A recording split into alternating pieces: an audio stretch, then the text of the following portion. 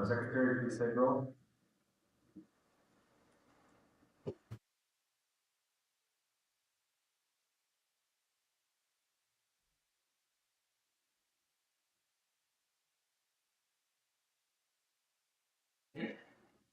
Here. Here. Here. Here. Here. Here.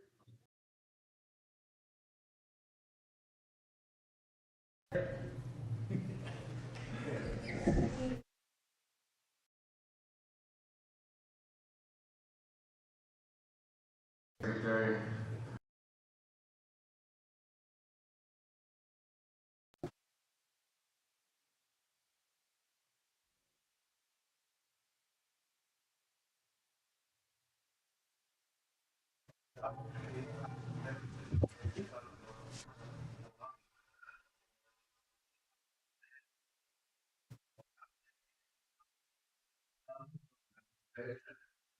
Say, happy calendar new year to each and everyone, and all of our people that we'd like to spend now happiness and that they need to be taken care of. Today, I'm going to create a fact of people working with the peace. Yeah, thank you for this day and thank you for going together once again. Please bless each and every one from the top of now to this creator. Watch over our elders, children, and unborn. So you give those following the sick, they created through the prayer and the blessings of day out. Lord, I pray, Creator, that our people may live, Creator. I thank you, Creator, for watching over our people throughout this entire week and asking to bless each and every one that look out for other people, Lord, and people that we have other needs. I just feel those for Creator, the fact that our Creator, our neighbor, to be with them, be with them in some way, and all of them have lost on this.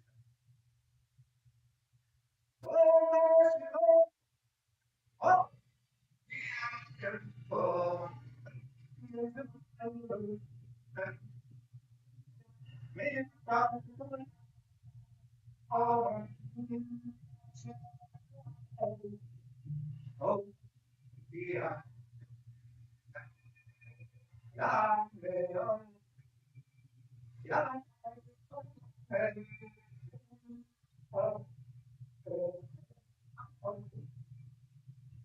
yeah,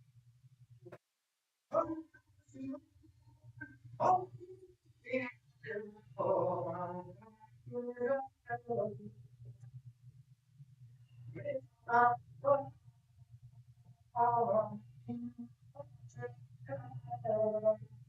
oh, yeah, yeah,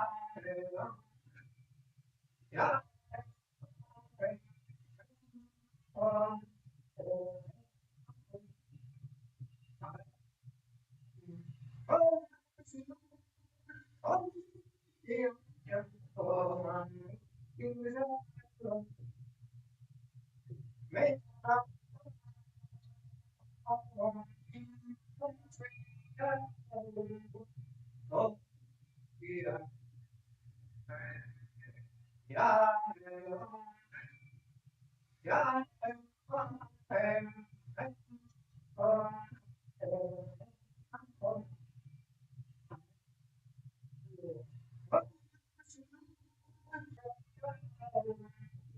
oh, yeah,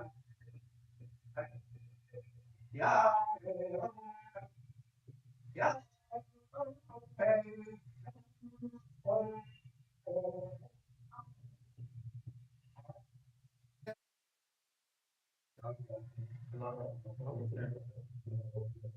Well, council, handshakes are optional, but if you want to do that, there's still COVID around, food and whatever else out there, so we can. It's optional. Thank you, Bob.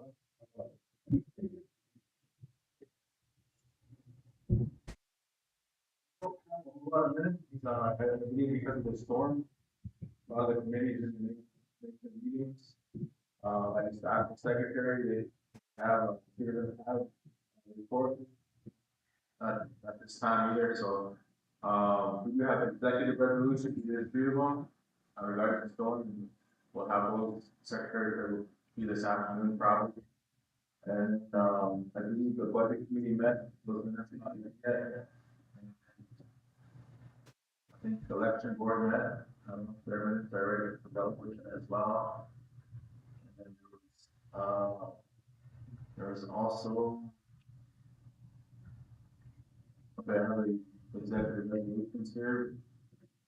I don't have copies for council, or I don't get my copies at this time, or if you could just speak them. But there's not a whole lot left. Our agenda, there's legal report, I think it's marked, young council. They're available to you. But other than that, unless you have actions that need councils to vote on, it's probably recess for the rest of the day. Unless you want me to do these executive resolutions, and then we can recess for the rest of the day. Unless you guys have anything else. Yes, sir. Go ahead. Anyway. Okay.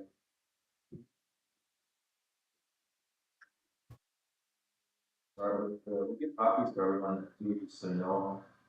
I'm sure, the secretary usually puts them in their boxes. So we'll start with this first one. It looks like it's Executive Resolution E 2011-2022 CR. Third whereas, pursuant to the Charter, Tribal Constitution, and bylaws, the Tribal Council vested with the authority to promote the interests of the tribe, including the peace, safety, property, health, and general welfare of the tribes. As the whereas between meetings of the Tribal Council, the Executive Committee is authorized to take action to protect the interests of the Cheyenne River Sioux tribe and its members, emergency, time-sensitive, and necessary administrative matters. And whereas the Cheyenne River Indian Reservation located in north central South Dakota is frequently subject to Arctic storms and so-called bomb cyclone blizzards.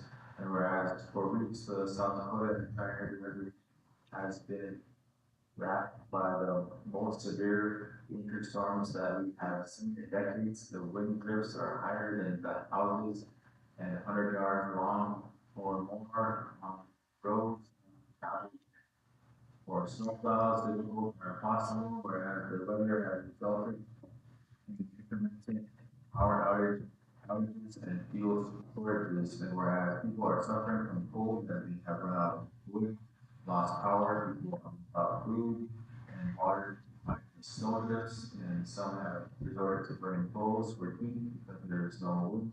Many people are among the poorest in the nation, and few have personal resources and suffer the worst housing in America, with plastic bags taking the place of window.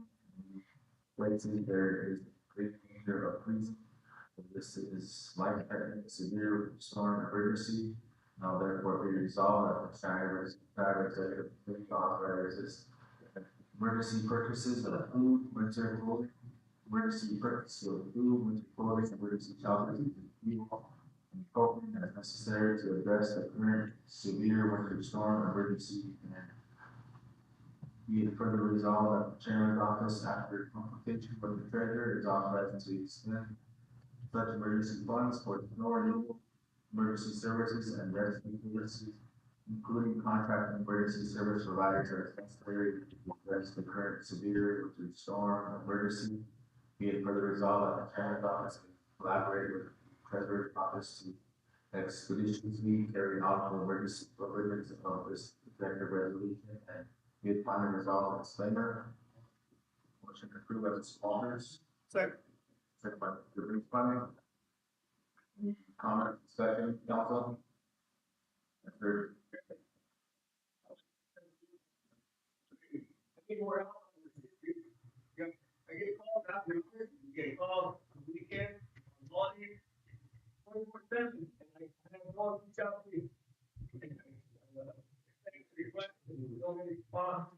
The response that I have, makes it good, but we need to get to work.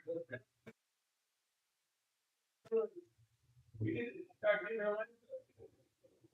One of the things that's coming down on my experience is that we need help for utility, grocery, go on.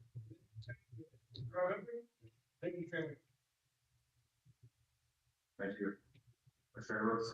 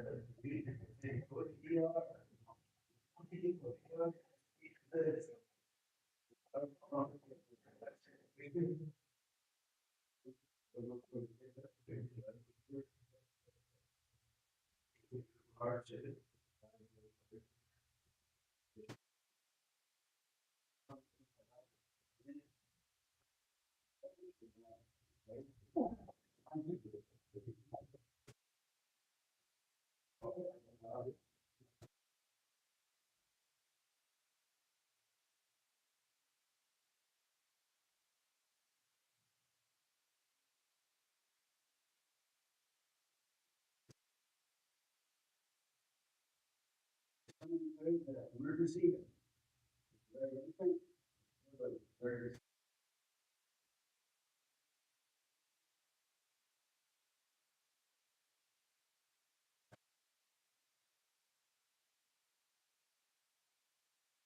Oh, I have that situation.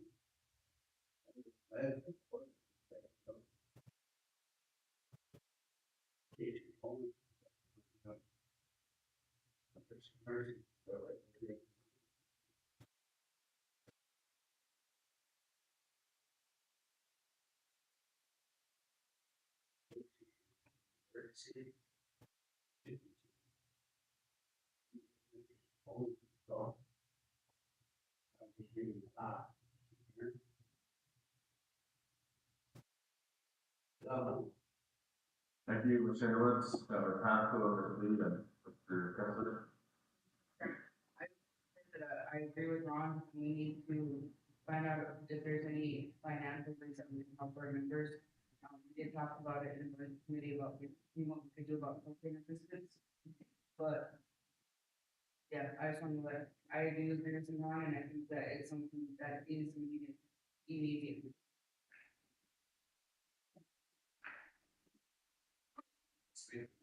Chairman of the Bull.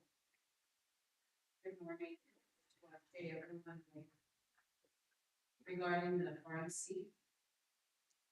I was informed there were several pharmacists that walked out of the job by email on Dan Davis and Aberdeen. He said two commission for pharmacists that need to be here to know with the staff shortage there, and I didn't. 5:30. There were 6 people and be several of those people that discussed this and it's ready, working on it, like here we're talking, they've been working on it for several days. And I had hoped it to the number of the refill line days. But folks waited and they didn't do that. But there was just people able. But they're just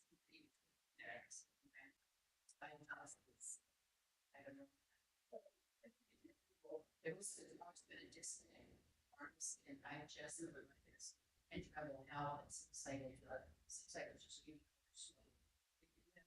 We have a committee meeting set up for the 15th, January 9th to the 10th. And then travel out, we'll see if we can get access, find that. Dan Davis will be here, we're gonna have a break this week. And next week, 6. Simonton, 6. He was gonna be here on this, so. That's gonna happen on Wednesday here. And then pharmacy, that will be 7%. But I agree with you, council reps, I can get my boss. Full meeting, it's a big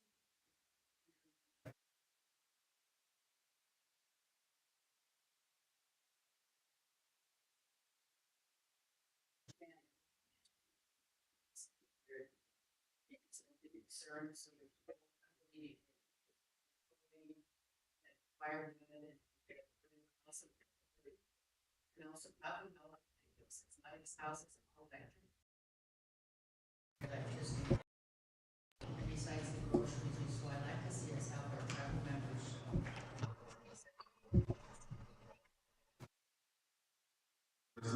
Yes, sir.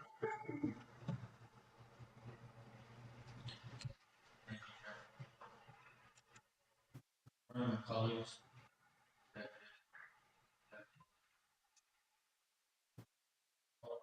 he really took it up in discussion at the budget committee. And we heard back to the last time we done this, here that had it also that really make sure that you get funds into the household. Does benefit into and say a 3-month period and go to March. Dollar amount, but I was looking at it, it was the last time that the ministry $1 million fund.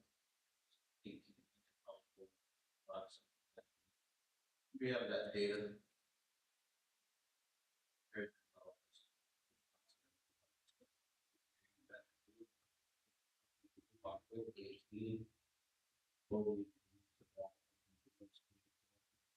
Go down.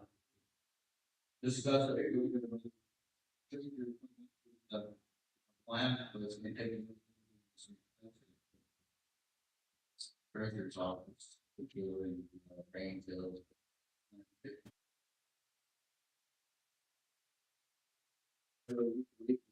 We get this money into the house, and basically we can kind of individual sheets to kind of not sure that it's really getting the impact that it should in the house. I'm in agreement with that. One other thing, Chairman, adding calls and we can reach out to the management company for the apartments on the south end of town. Had a lot of calls and complaints, but that's something that works. You somebody on that? Yes, sir. We're on that one. We're making a list of the issues that people face living in those apartments. Call, reach out to them, see what their kind of are. Housing and stuff of that nature. Anytime like would be good prior to made the negotiation and offer to that company, they can manage and maintain them. There's an avenue to be private step and have that opportunity manage the private manage property. Beneficial to all purpose there. They really haven't neglected that end of town for the pandemic started just prior to that, but since then it's been a bad deal. That but I think assistance people going Thank you, John. But it looks terrible, the first thing is that, carrying a lot of requirements together. There's BIA and BIE, declare emergency. You should be sending a memo to them, telling them that we're in emergency. Their staff and yourself, be the there to travel all. You go to that pharmacy and start to have clothes and the hours and supply. Some of our younger persons that work in the pharmacy, they tell you to go to the ER. They tell you that, turn around town for an emergency. So then they give you the supplies you need, you kind of name. Why did they say that? Why did they tell you to go to the ER?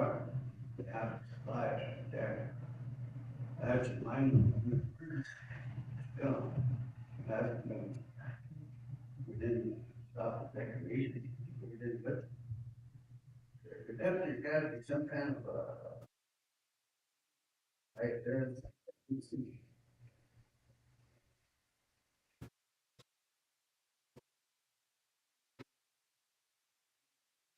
that, telling gentlemen that, Tom could be dead right.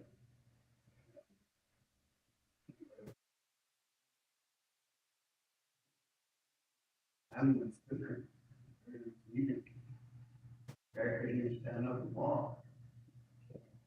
You don't need someone like that.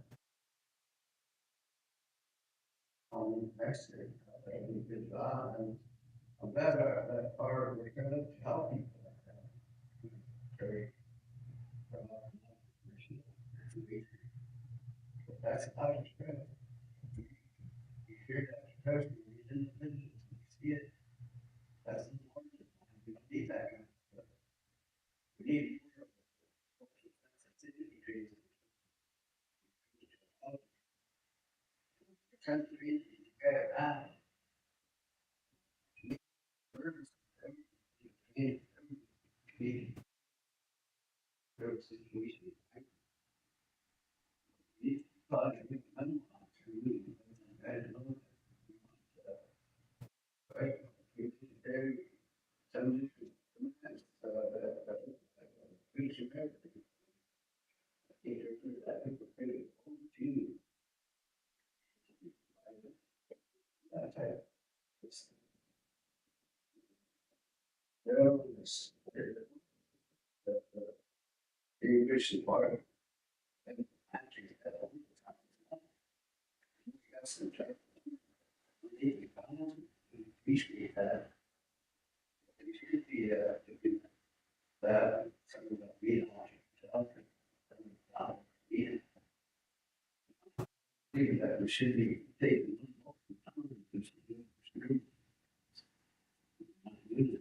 Person. Well, shouldn't do that. It's kind of like reading beings.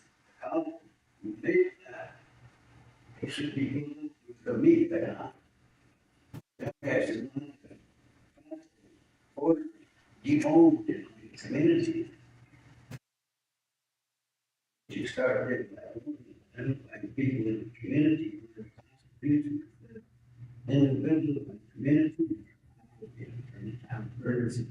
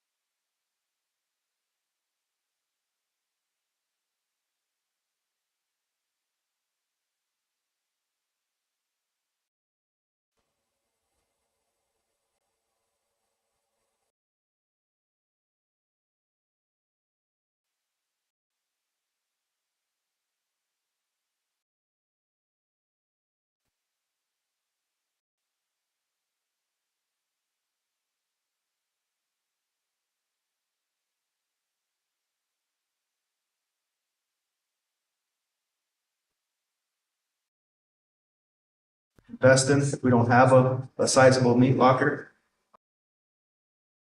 I think that'll be helpful. So, thank you.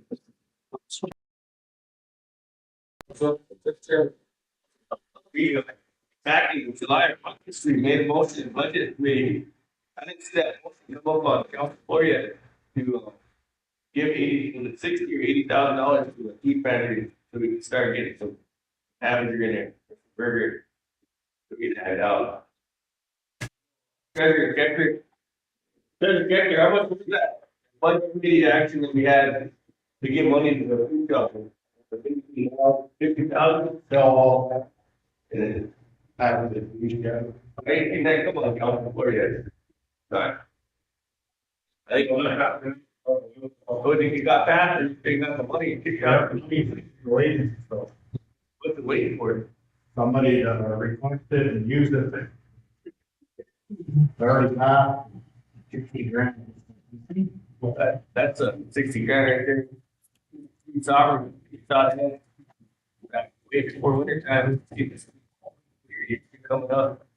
It's got 20 inches of snow south. It's south camping there on the east side of the river. And so our state resources are gonna be spread pretty thin if they weren't already. And who knows when the next snowstorm is gonna hit us. I see that, I just drove by IHS again and it's kind of weird, that's the biggest snowbank in Eagle Butte is the tunnel going towards the hospital. What happens when we get a blizzard? How are we gonna get to the hospital, you know? It just worries me that we're in a position where our road plows, ambulances, cops, you know, everyone all the emergency personnel getting stuck. It's alarming to me. I gotta think about our constituents. We had a constituent, District 6, Elder had to shelter in place in her bathtub for 2 days, Chairman. They couldn't get to her. And lucky we didn't lose her. And so we need to continue to pray, but we need to continue to, I don't agree with recess today, Chairman. I think that we need to get these actions on the floor. We need to start planning as a council and figure out where our shortfalls are. Because we already got slapped in the face just now with this first winter storm. See how unprepared we are. Got a whole new administration, almost the entire new council. And you know, for me as a leader, when I get phone calls from my constituents and I can't answer, I'll send a text or, you know, and that's not the way that we should be operating. We should have, you know, something in place. If there's, you know, more changes we need to make. That's a good example though, Mr. Keckler shared that we passed that $60,000 and it's just sitting there waiting for someone to request it. So somewhere the balls got dropped or something, but we need to find out where, you know, and see if we can help our members, help our leaders, our directors that are out there that are looking for direction. So I would like to see that, you know, if we're gonna make a motion, so we got a list of motions we can make. I know Mr. Kessler suggested the motion, I'd make that second. And if we wanna just start a list or what you wanna do as the chairman, but I don't think we need to recess today. I got this whole week blocked for tribal chairman or for tribal council. And I hope that we can work down 6 o'clock every evening to get some business done, even if there is no minutes. I have some questions for travel secretary too before we recess, but I hope we don't recess. Thank you, Chairman. Representative. Member Chairman.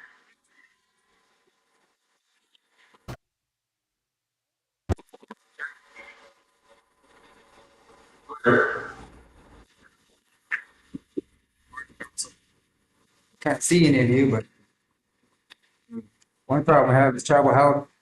Probably should have been open yesterday. We need that fitness center open. You got individuals with cancers and diabetes. We need to get the sugars down before they can operate on their eyes. So I don't know how that can happen when they send people home saying, get your sugars down. You know, how do you do that?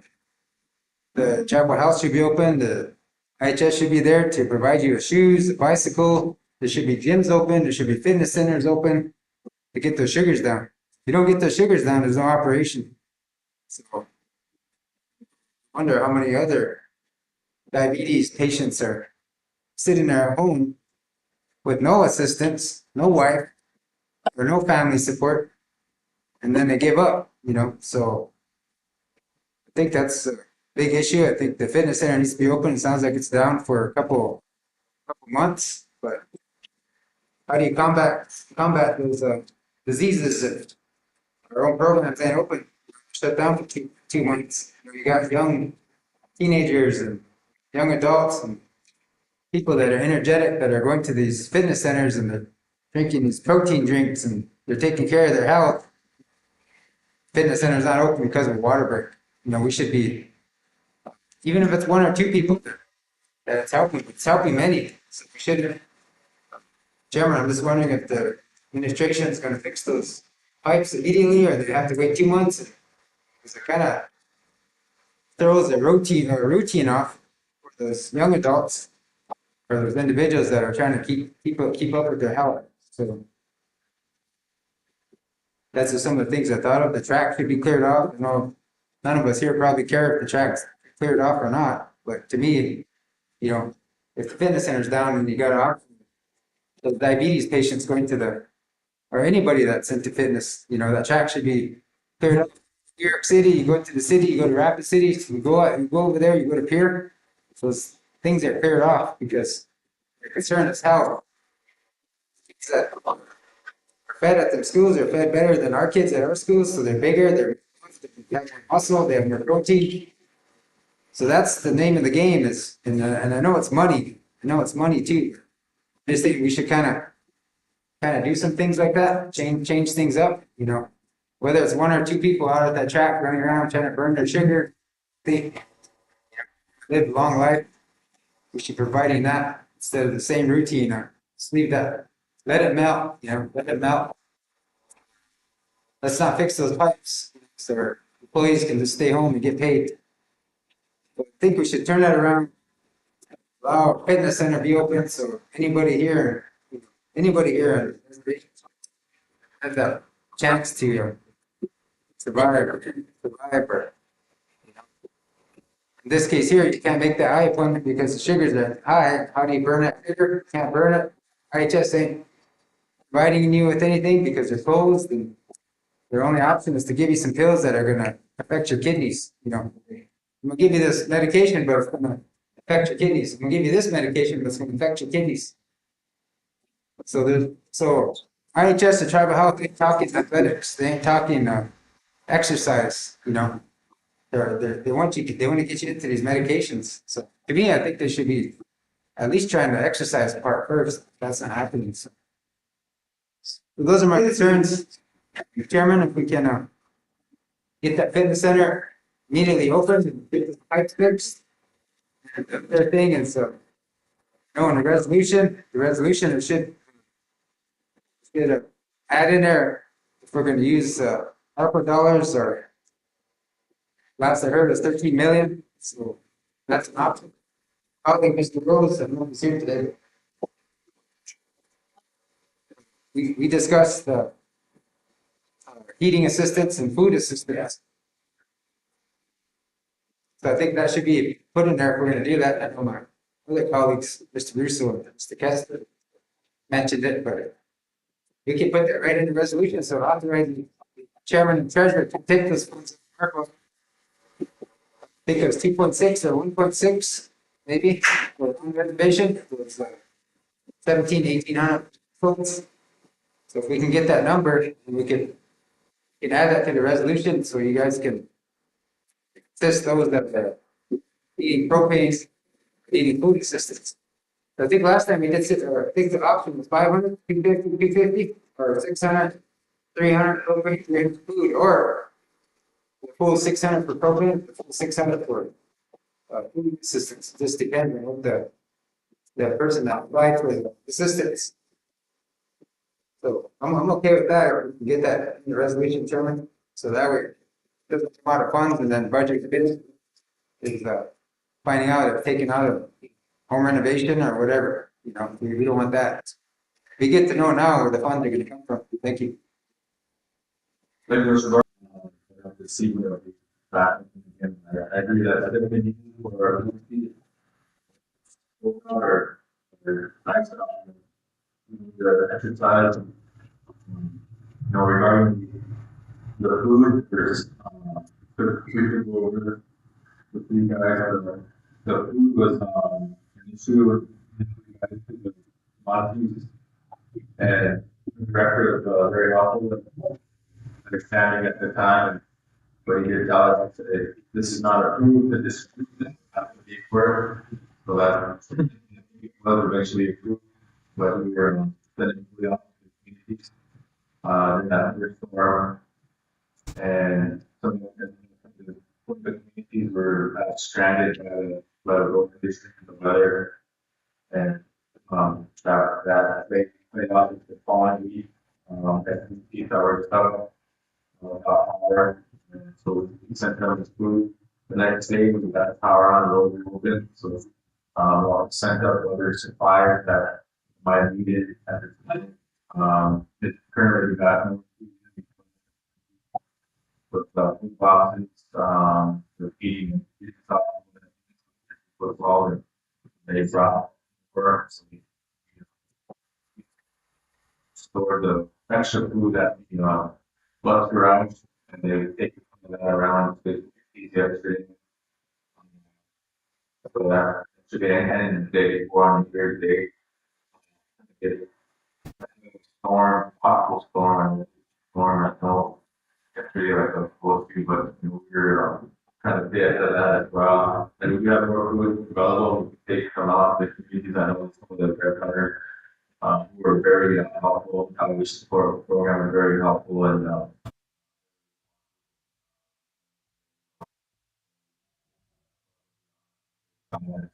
on the storm elements for Albert and their extra storm removal that we food delivered, they showed up and that appreciate their work.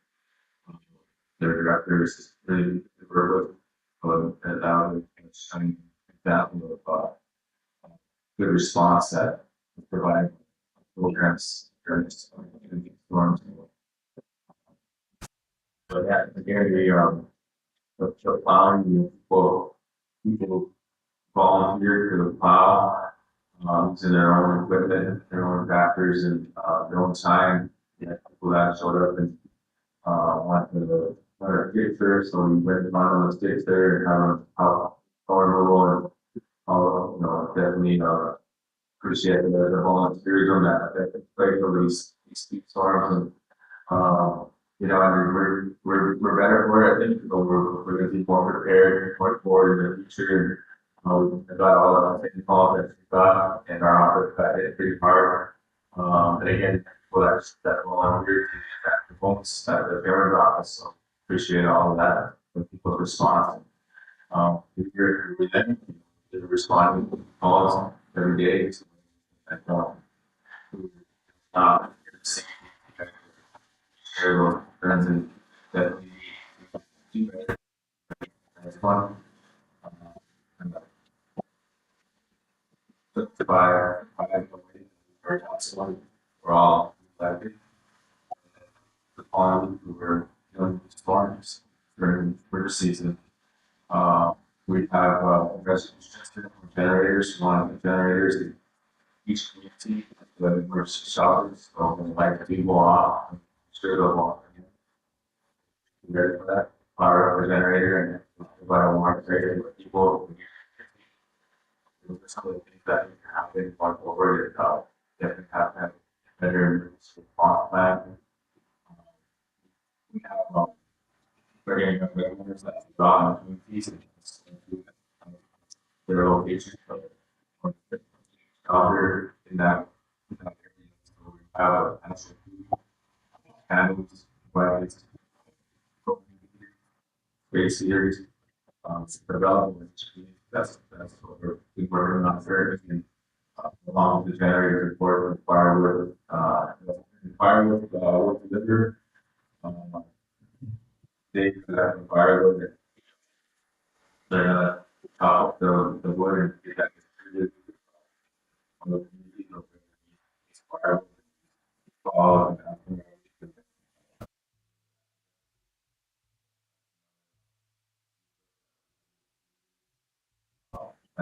far as the kind of the, or one of the, then that's probably. So our equipment or these snow blowers that connect to the loader, push that snow back in. Like that. Going forward. And response.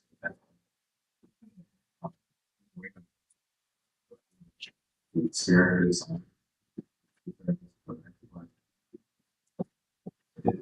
It's hard.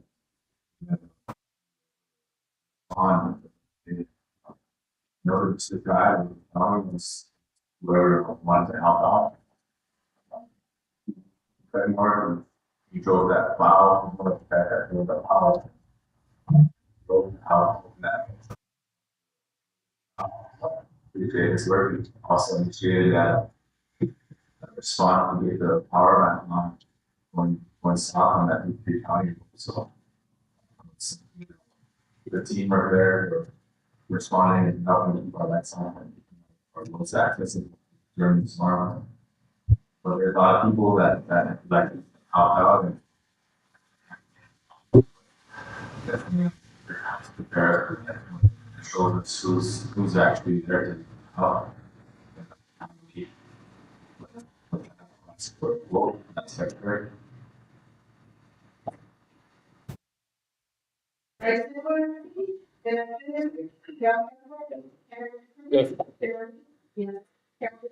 Yes. Yes.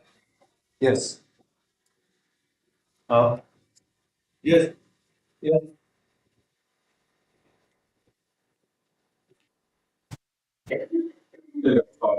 Zero, no, zero, there is.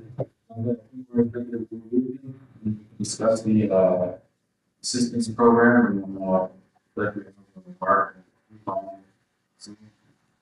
Scribbler.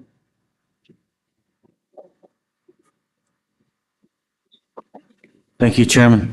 I know you said we're going to discuss it again after a bit. I didn't realize that at that time for the emergency assistance, but I was wondering if we need a motion to have the treasurer bring us those numbers of head of household and then a couple of different payment schedules that we could review before we make a decision.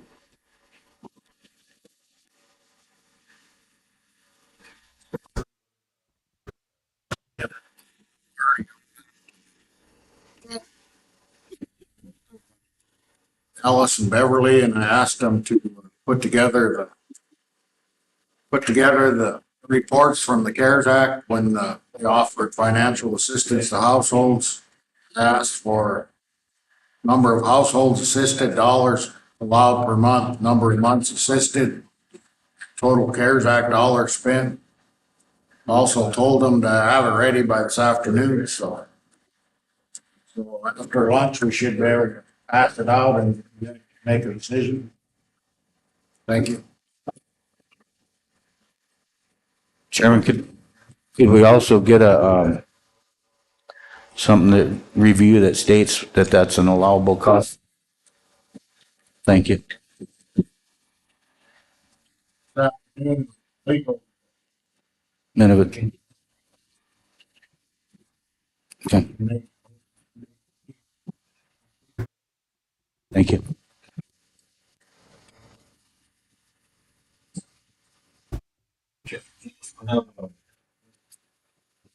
To earlier that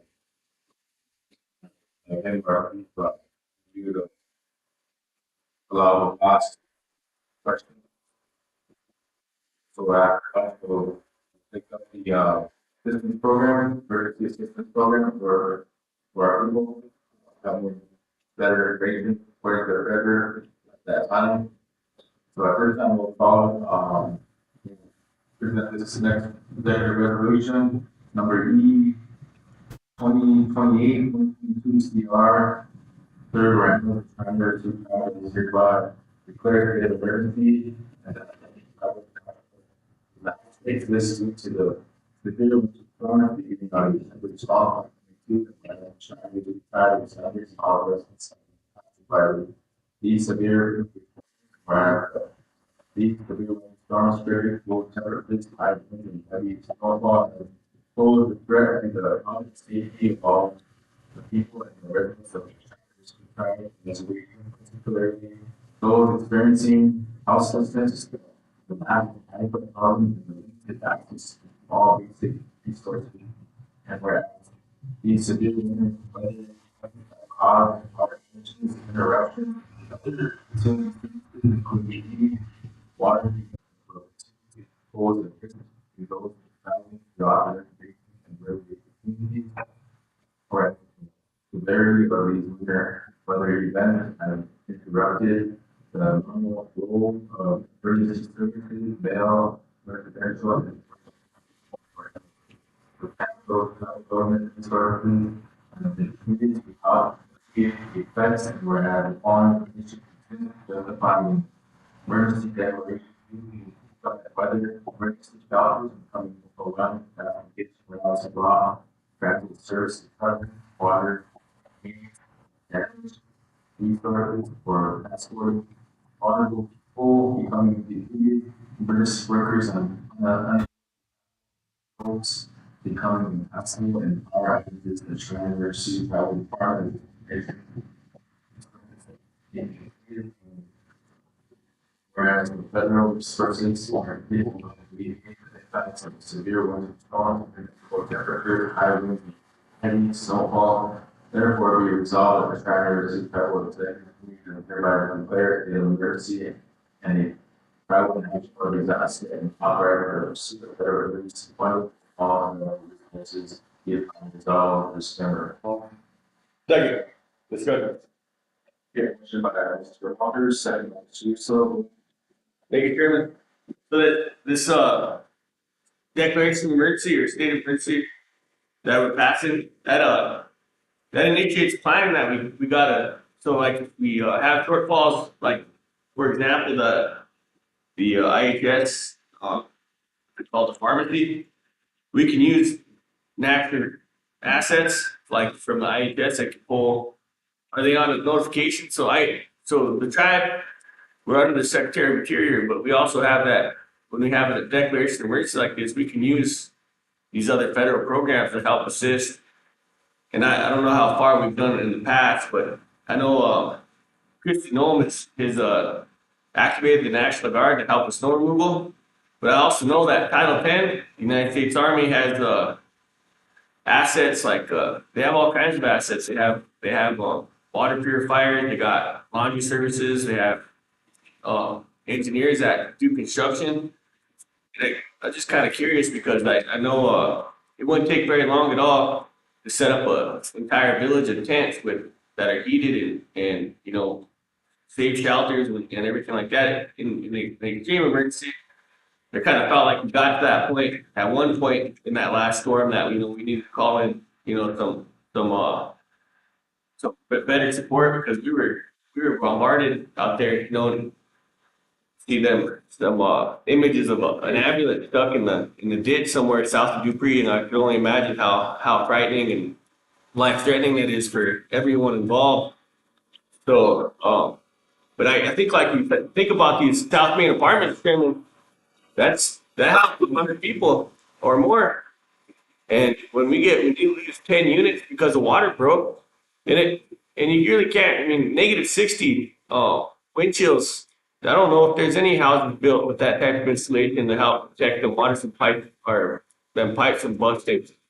And when they do start busting and that water starts flowing in houses where people are trying to stay warm already, you know, it's a matter of time before people start dying of hypothermia. And that's minutes. That's not hours. And we need to you know, really think about our infrastructure here.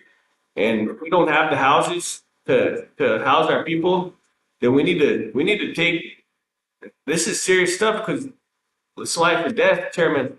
And I don't know what a young family would do if they're in the house, you know, already trying to stay warm because their furnace quit because they need the money for propane, and then all of a sudden the pipe breaks in the wall, and now the kids are wet, and you know, what do you do at that point, Chairman? Do we just, you just hope that your body warm, keeps you warm long enough for the sun to come out and hopefully the clouds come out and some emergency personnel come to save you?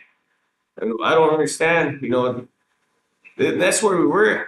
There was families that were in that situation. I shared with you that confidence of that constituent in District 6, shelter in place in a bathtub in her room. And I'm sure she wasn't the only one on the reservation that had to do that. Sleep in a bathtub and pray that she didn't freeze to death. And this is where we're at, Chairman. So I just hope that that we take this declaration and that we have directors that are honest and are saying, look, we couldn't get the prescriptions filled because everyone quit and there was one person working. We need help. We need directors that are going to ask for help. Tell us what your shortfalls are, so we know what to ask for. That prairie management or the evergreen management, whatever they're called, that's on South Main. They obviously need help. They're working on evicting families from Outview, and we do have a resolution that says that we can't get evicted in the winter months. So we need to figure out what's going on with that. But at the same time, if they're not getting evicted, they're getting forced out of their structures because of the pipes bursting, and there's no heat and just unlivable conditions. And we have a landlord tenant code that addresses that. They got duties to fulfill, that their dwellings are suitable for living. And they're obviously breaching that. If the pipes are bursting and there's an inch of ice on the floor in the house, that's not even acceptable. But these are the kind of emergencies that, you know, this declaration, it's not just a piece of paper. This is an order from our body of government. And we could start initiating these services. We can start reaching out. I see the FSA already kicking out money. So why can't we get the U.S. Treasury to start kicking out money to help us with maybe we just throw up a new apartment complex down there for emergency. Or where's all these FEMA trailers that other tribes get? I see that Standing Rock had a village of FEMA trailers come in emergency at one time. So why can't we get this same emergency assistance that we need to help our members get through these storms? Because this is the first storm. It wasn't even winter yet when that storm hit, Chairman. And now we're in winter. And it's storming on the east side of the state right now. They got law enforcement personnel that are stuck in their patrol cars waiting for emergency help get to them.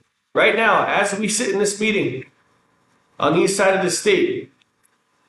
And when's the next storm gonna hit us? So I just wanna make sure, Chairman LeBeau, that we are taking this very serious, because we do have young families out there that are already struggling to get through normal everyday life. But then when you throw in extreme situations, I can't even imagine what's gonna happen, Chairman. But I know I don't want us to have, you know, any regrets. I want us to just continue to work strong, and that's what I want to see, Chairman. But I also want to hear from you, like who's the, like, your perspective, Chairman. And I'm gonna end on this. Who's gonna help initiate this planning from your office? I want to make sure that you're not shorthanded either. Do we need to? Is there a task force that we have in place, or, you know, who are you leaning on? Because this isn't a task for one man. This is a team. You know, Ate needs to come together. The tribe needs to come together and do this type of planning. Who do we have in your office, Chairman, or who's tackling this? Do we have what kind of team do you have over there? Do you have a task force set up, Chairman? Who's over there now? Is it just you and Mark? Yeah, Mark, Ally, Lexi, PJ, everyone. The team effort responding to all this. I think people that are out there that use probably the tiger. That's that background. He did the house engagement plan and using to respond to these practices, but that needs to be updated. People will reach out to him and haven't been in contact with him, but is that, it's very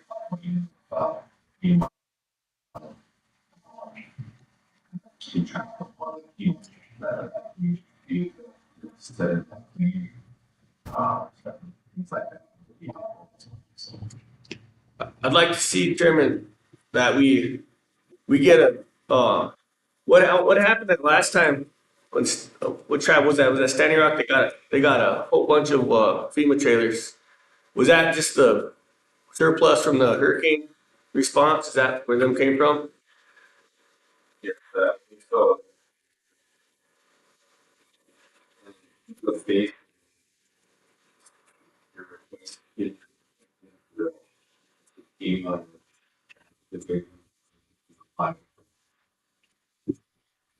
Very yet.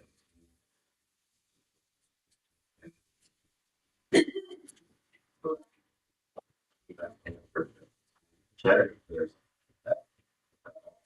This, he was supposed to be here. Yes,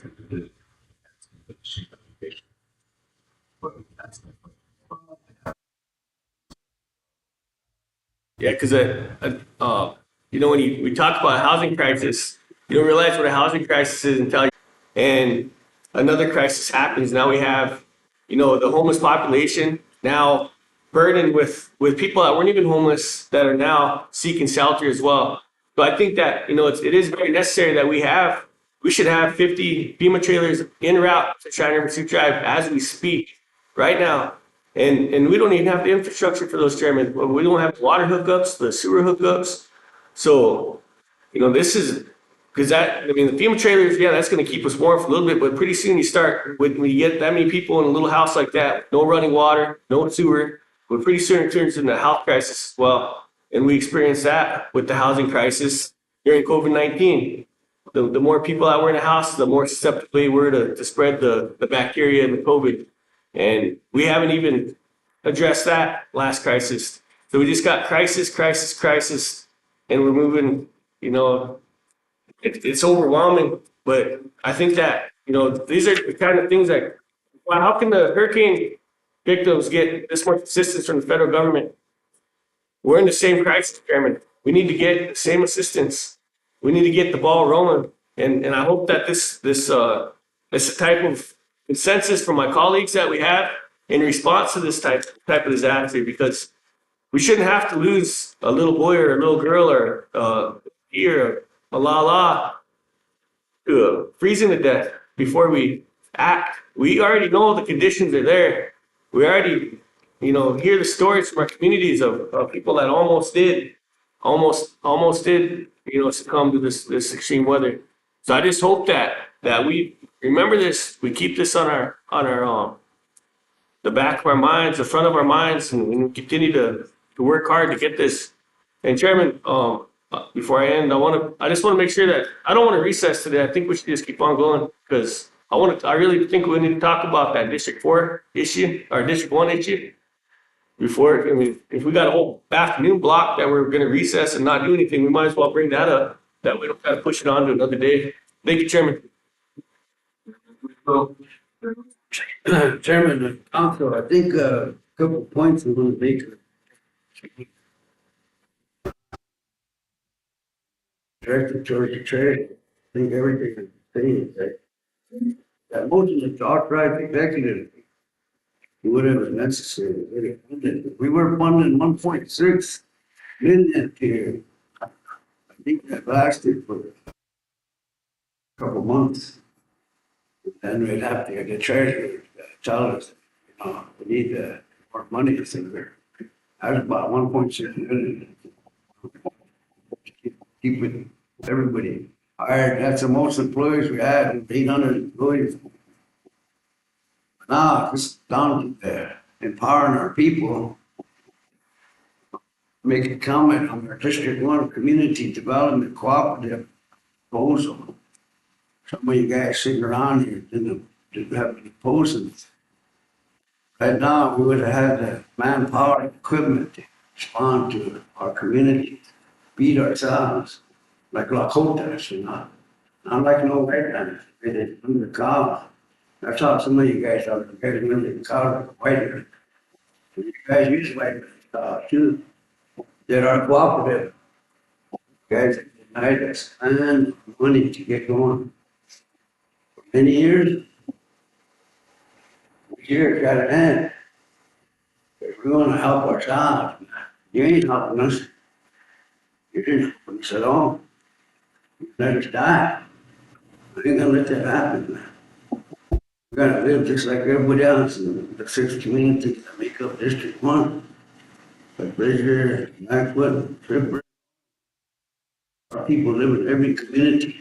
You gotta really seriously think about it. Wow, the hemp, energy, medicine, food, shelter, food, our new bubble. Those kids, yes, we can implement, we just mentioned it, Chairman, the board.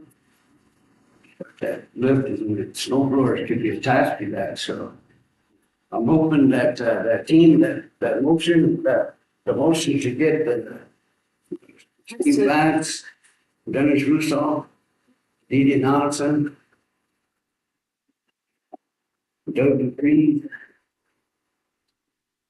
Bill Knight,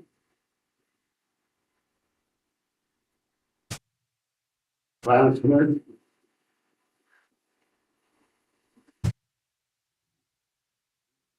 Rainlock, the Chicken Mountain Secretary, remember that, this is the program, we have law enforcement, that'd be 10 individuals. That should be your go-to, Chairman. The motion was required, read this task force, long thing, for your go-to guy.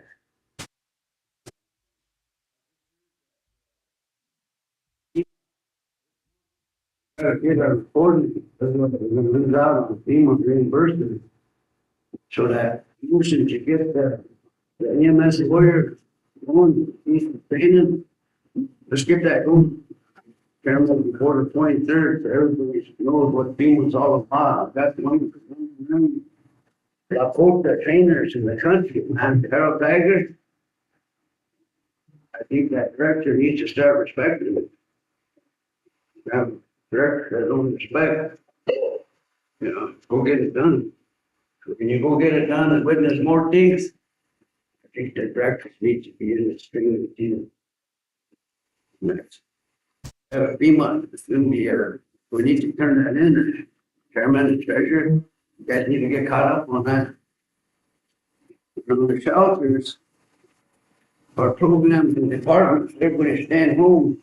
Some of us are still out there. No choice. But, the materials and the social order that can happen there at those shelters, our programs can be coming in, and those guys that are homeless and need help are usually have an addiction problem. Alcohol, behavioral health, whatever other program that could give them a needs to be set up for every one of these shelters. There could even be a place where the officers stop and have some coffee. Social order.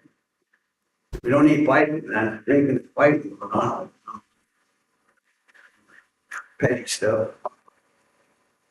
That which was pretty cool.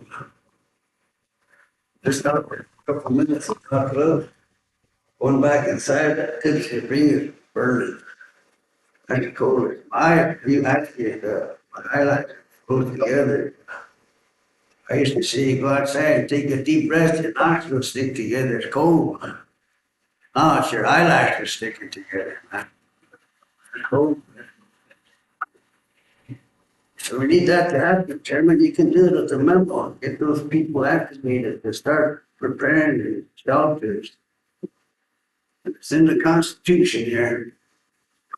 I have the Constitution to read it from the record. That's what I usually do, but I'm expecting you guys to read this stuff. Oh, get you guys activated in the communities. All these communities have officers. Who's the White House officer?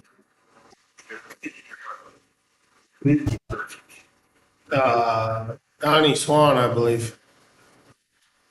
We got officers, Iron Island, so the officers need to be mobilized too. Some of them are good hands. don't know what to do. You could coordinate for those communities, but we need materials. We need reading materials, board games, social orders, so that we can, get rolling on. We're not in a lot of breeze. We don't want to overload enforcement. It's really incredible. Shout, let our program work with these people out. The last thing, Director, that task force, Chairman, I know somebody can get surplus military. There's tankers that they're built for this. They carry fuel, they carry hydraulic lifts, they make machines, air, welding. We need to get one for each district. Military surplus tanker, could carry fuel, could even put a plow on it, but no. So we need to look at some of these guys that could get that, maybe Bob, have Bob get on that. To look for some of these tanker surplus and get them here. Get some people on those 900s, so they might be all automatic, hard brakes, hopefully. There's 800 and it's all clutch. Yeah. But I think those tankers are probably what we need because here in that small, tiny front end loader that Steve had on the west end, they couldn't get no fuel. There was no fuel.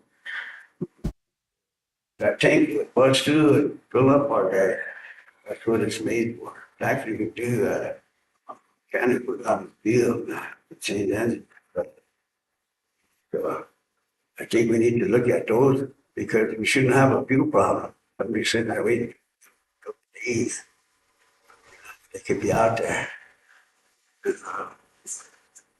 Chairman, you can do all these because remember, I'll follow up on it. That Genco guy might be here today or tomorrow.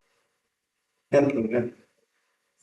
That should be, at least now, this week, hopefully we get a generator estimate for the treasurer, Mr. Treasurer. Hopefully we get that estimate for you, and then we need that skid steer with that, attachment, no blower. We gotta be heavy duty skid steers. Even those track ones, because those track ones are good in the mud. You know, they're good in the mud. So those are the things hopefully they look at instead of the cheapest one around. You know, we gotta look at some good ones that are gonna last and make sure we start a training program for those community organizations and community members to get in part of that training. And then have Harold Tiger do that training with EMS and take it to these shelters and take it to these communities. Train them individuals. That's what emergency response is all about, is training, safety, you know. Safety training, all of that, so that's all I got for now, Chairman. Phenomenal.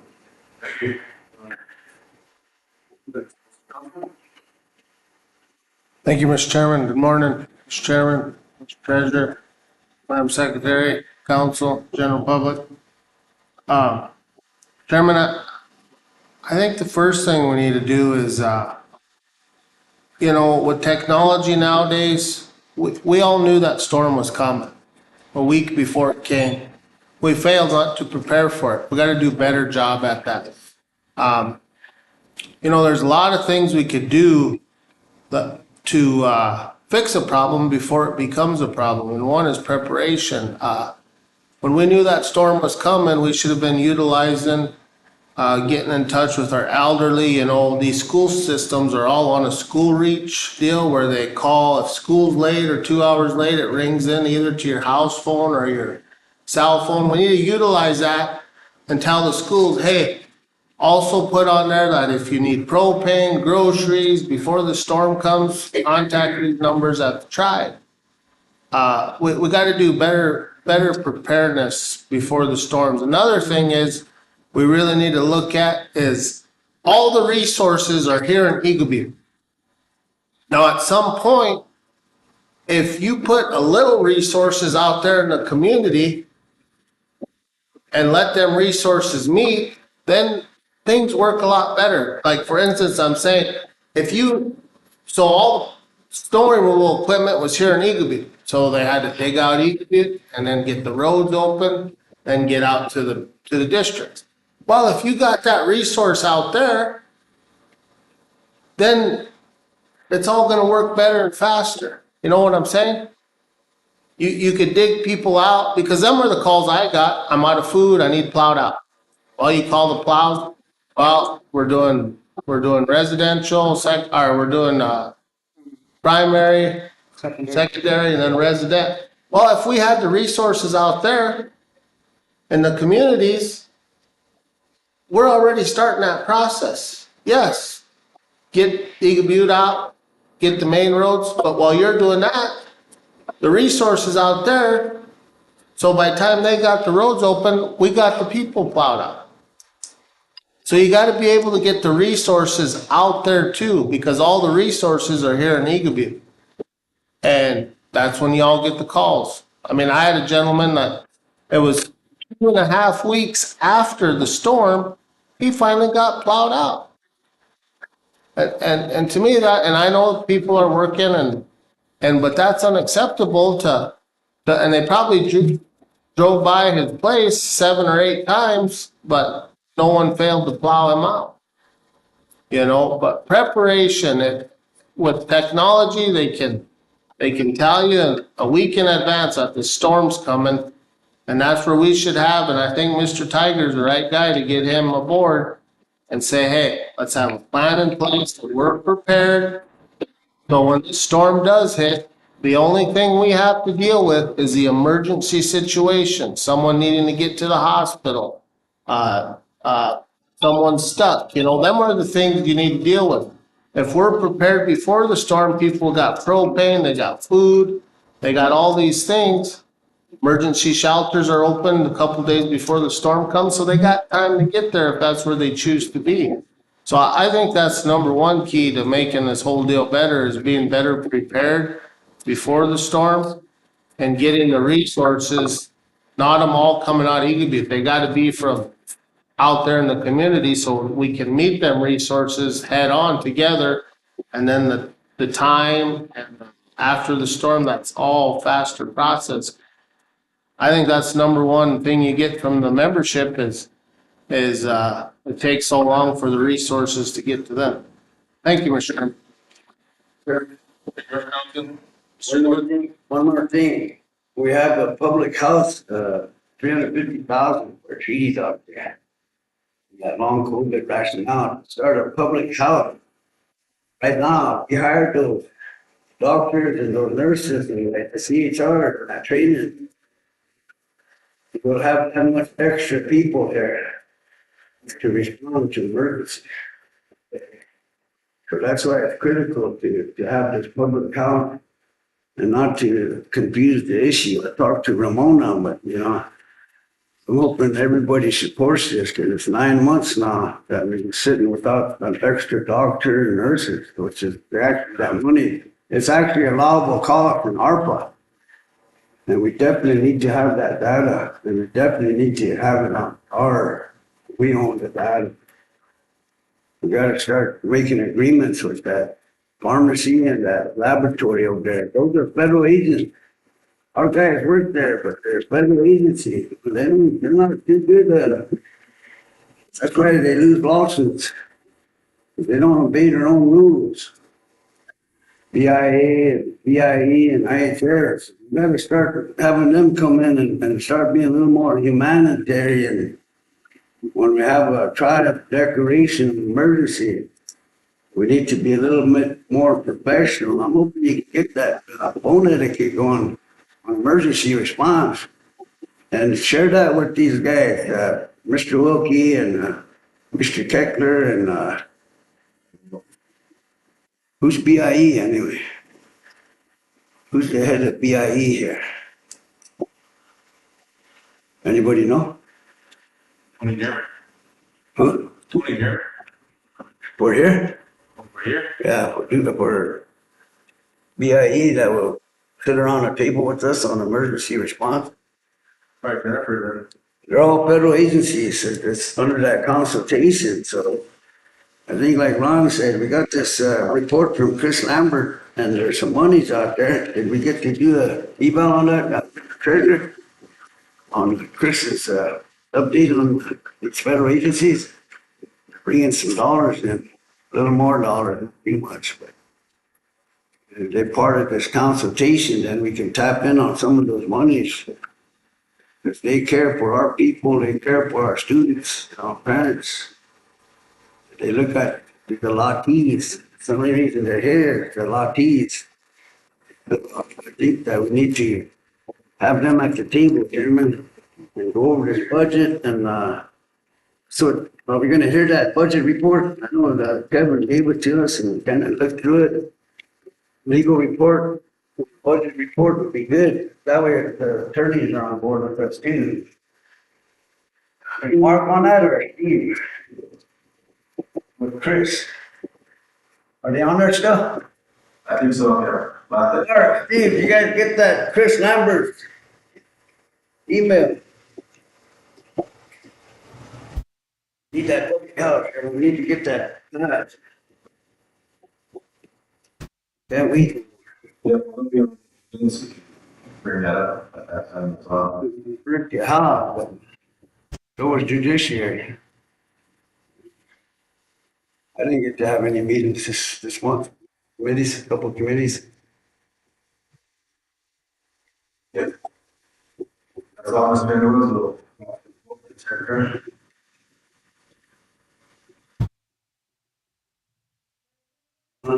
Does that fit there? Don Castor? Yeah. Yeah.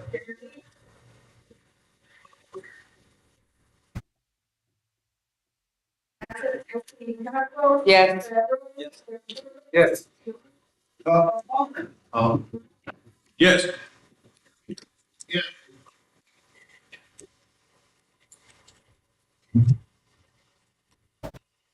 Yes, 0 abstaining, one absent. Carries. Council executive resolution. This is the third one. Session. Whereas, well, for executive resolution number E 2022 CR, third record, the Schreiber Security Tribal Council and bylaws that tribal council vested with the authority to promote the interests of the tribe, including the property, health, and general welfare of the tribes. Said, whereas the in meetings of the tribal council, they said that the Congress take action to protect the interests of the Shire, Sioux Tribe, and the members, emergency, and district, whereas the Shire Indian Reservation only to 4% of stock frequently compared to arcs. There's one that have seen in decades, the wind drift are higher than the houses, and when they're long, travel, snowplows and impossible for our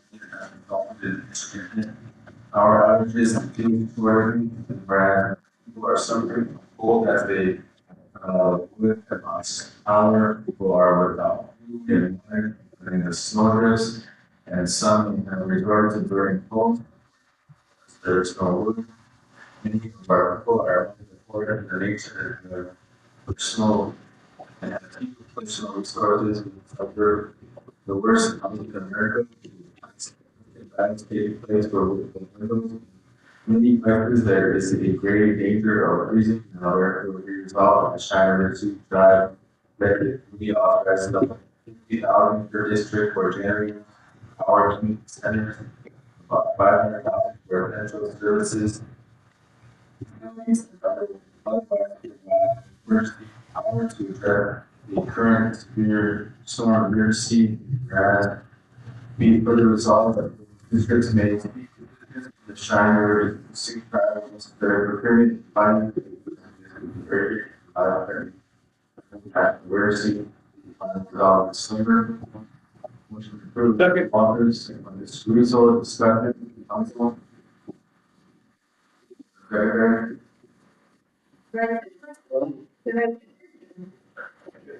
Don Castor? Gary? Yeah. Gary? Yes. Yes. Yes.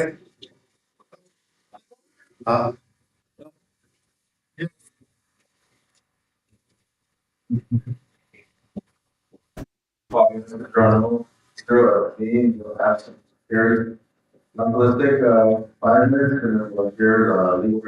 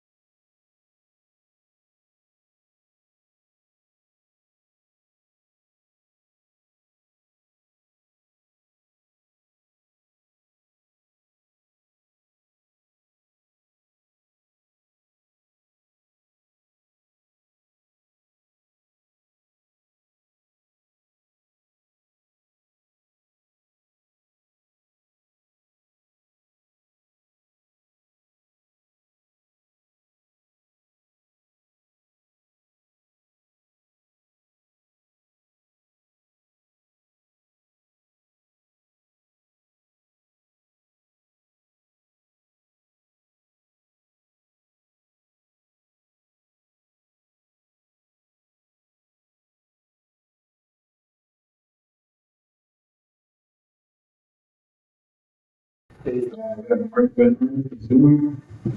the, hearing. Okay, we're gonna do the mark.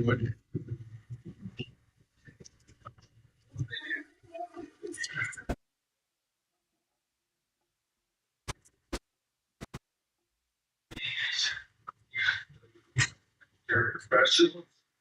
And so I put this into the chat and, let's see, this arose, the beginning of December.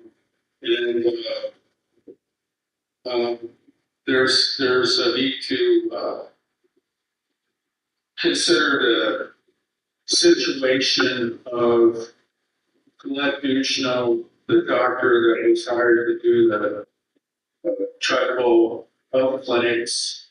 And, we never really followed through in a timely way with the contract, and various issues arose because the contracts, the IHS can be negotiated to provide for recruitment in accordance with IHS policies. In addition to the pay scale for ordinary employees under our system, we had a resolution that added a little provision without their subject clause. And then we had a little mediation provision disputes that we had to realize. And after some discussion with the administrative officer and the director of human resources, we thought this resolution on recognizing and approving voluntary negotiation and mediation, and I guess maybe it should say subject to the approval of the tribal executive.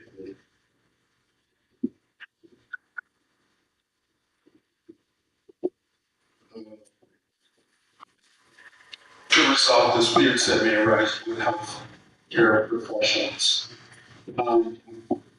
So it's got the standard whereas clauses, and it says, whereas the Cheyenne Sioux Tribe is committed to improving health and welfare of people to provide the highest level of health care possible, and whereas the Indian Health Service deliver basic funding to the health department and tribal health clinics, whereas the Indian Health Service and Great Plains region in particular have difficulty recruiting physicians due to lower pay incomes, 30% less than industry standards, poor housing, rural location, lack of shopping, dining, and entertainment facilities compared to urban areas. So generally, NHS physicians can receive a low categories in an effort to equalize pay and conditions. Whereas Indian Health Service policy provides for reasonable requirements, and retention incentives and bonuses, physician comparability allowance contract PCA. PCA is the government recruit application physicians for those not seeking rule. PCAs in addition to your base salary as part of your weekly pay contracts that your 2 years physician can decide on the contract. The contracts are based on service or certification, contract, recruitment incentive. Healthcare practitioners are eligible to receive yearly pension allowance after the first year of employment. The bonus is based on productivity criteria and availability of funds. Malpractice insurance, employees of the Indian Health Service need to pay for malpractice insurance. They'll provide coverage to the federal authorities. Additional negotiated benefits may include longer payment plans, vacation, moving expenses, continuing education, retirement expenses, among other things. Whereas in the medical health care field, medical doctor providers and other healthcare professionals work on flex time schedule with 32 hours a week, Fridays for flex days, recognizing and understanding that the 32 hours of clinical service will be followed office time for record keeping. Whereas a regular grievance procedure for employees may be timely or provide best remedy for disputes arising between management and medical professionals. So the tribal executive committee or consultation should have authority to negotiate and mediate a dispute resolution for physicians, medical doctors, dentists, and medical specialists with reference to medical professional contract. And I felt like maybe in the mediation that it should be conducted in first instance by the administrative officer, human resources director, with the approval of the executive committee. So now therefore be it resolved that the Shiner Receipt Trial against the CRST policies, personnel policies and procedures by adding a mediation provision to the end. Healthcare physicians, medical doctors, et cetera, voluntary negotiation, mediation for dispute resolution, subject to approval, that should be of the tribal executive committee.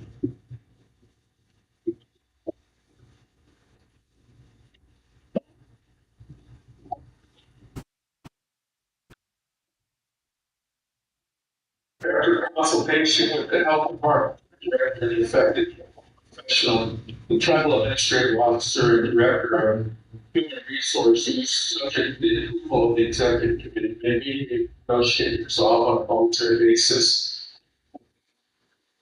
disputes and concerns that arise between the tribe and physicians, medical doctors, dentists, and specialty medical providers, and shall be guided by the employment contract terms of proper consideration of any applicable personnel policies and procedures.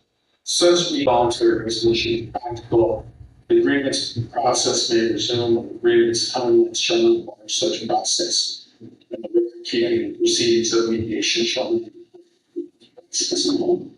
So that's a little provision to match the incentive provision that we added previously to the appendix at the end of the personnel policies and procedures. And that was after discussion of the human resources director and the tribal health director.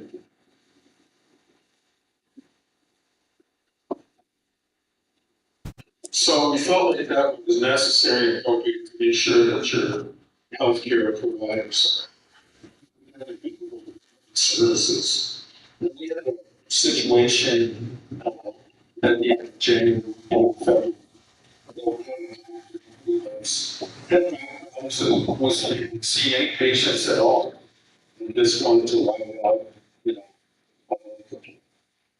time for several months, but that would have been difficult for us because we wouldn't have somebody to try to help clinics, a doctor, see patients. So clinician was brought in on a easy basis and slowly to resolve her situation under this alternate negotiation to keep her services as a.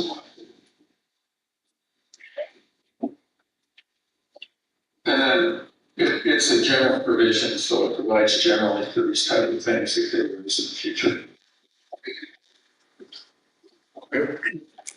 So council, do you have any questions for Mark regarding this resolution that drafted? And I believe you got to refer it to the claims committee, but if there's any comments at this time or questions, or even actions that you want, Mr. Underwoods and Mr. Yeah, So I think that kind of more, not too well, but most of it, talking about public health department, it's not mentioned that because we didn't have no health, tribal health response at all.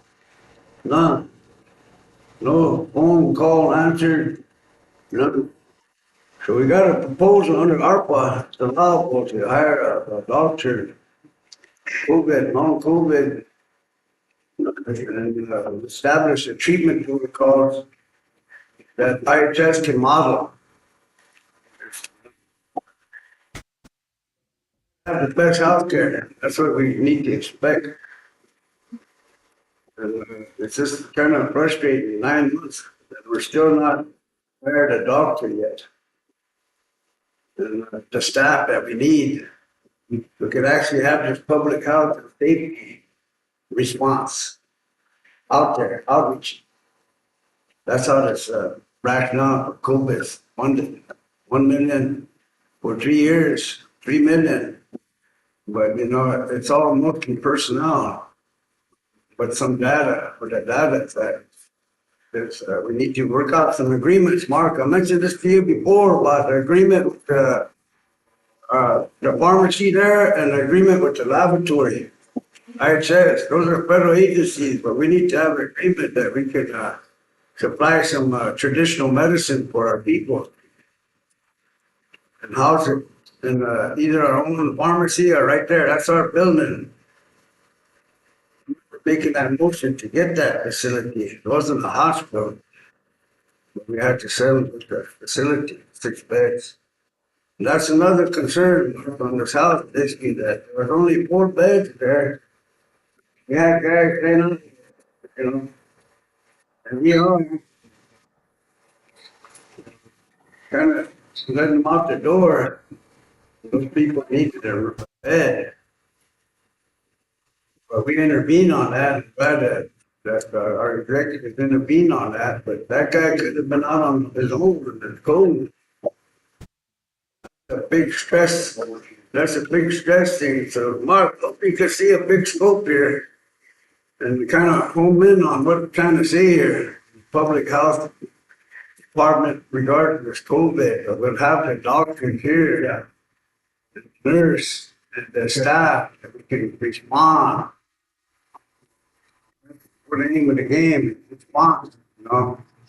We need to respond to IHS, but it don't look good on our tribal house when you make a call, nobody answers. That's not good, especially when they tell the people that they own.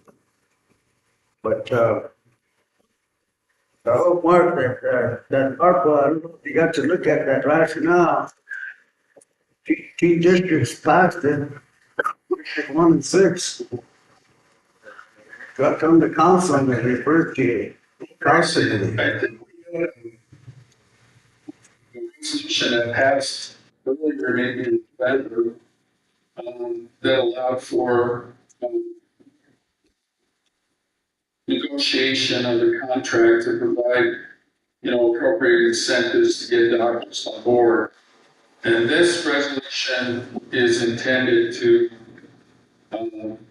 provide for mediated dispute resolution and quickly resolve questions that come up. And I think if we have a motion to, allow for mediation by the administrative officer in cooperation with the human resources director, subject to the approval of the executive committee, that this resolution can go forward and be put into the policies so that that avenue is available. I did have some language on traditional dispute resolution you submitted earlier, so if you guys are gonna meet tomorrow, I can bring it back tomorrow, traditional medicine. Yeah, and the other one that we need to enforce, our traditional knowledge, our traditional medicine, we got to enforce this on these federal agencies. They're here, so we can't be always, quiet as a mouse. We gotta find that pretty hard for our people. To get the best services from IHS, we need to have the best tribal health services also, but we're short-handed. We're trying hard. It's got a policy to integrate traditional medicine into their clinic center, into their NHS service unit. That's a 638 contract. We could pass a little bit of language on traditional medicine separately, if you guys are gonna meet tomorrow. And then we follow up with Joanne to get, implemented, service unit directly. I just thought, acted for IHS, that there's 46 points in a hearing that's coming up. And Tracy was supposed to be ahead of that, and we needed a court reporter. We have one now. Each Joe had that, each of these CEOs, there should be a packet there for them. They have to answer those 46 questions. It was a public meeting, but I wanted to hear.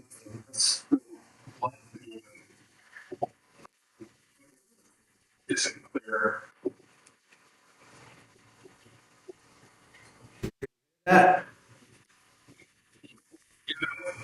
I'm talking to the chairman, I think there there is a reason to go out to have a meeting, you know, maybe next week and talk about these issues. If we can move this one today, with the understanding that we're going to tweak it to put the administrative officer and the health director to do the mediation subject to approval by the executive committee. Um, We'll have a policy in place to sort of work with the doctor flexibly. And that will be helpful to us overall. And will also be helpful to us with the situation with blood Bishop. We'd like to apply this to her situation. You know, if you're going to meet tomorrow, I'll bring you back with traditional medicine.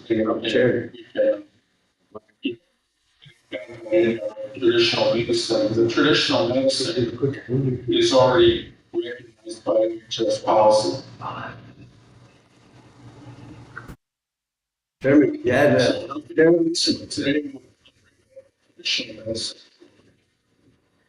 Mark, can you add health chair on that loop?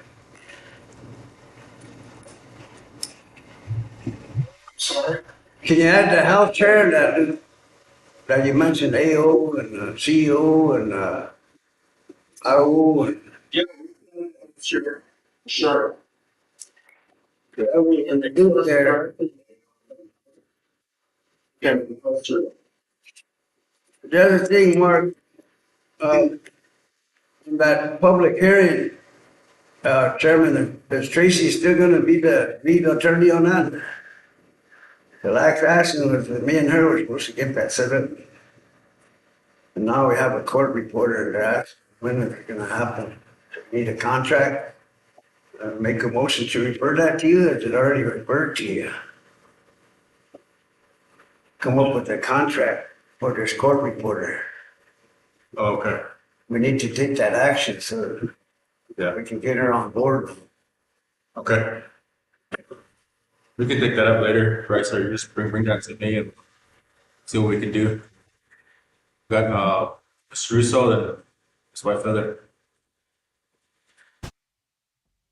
Good morning, Mr. Van Norman. And to be conducted by the HR director and I guess we're saying trouble health committee chairman.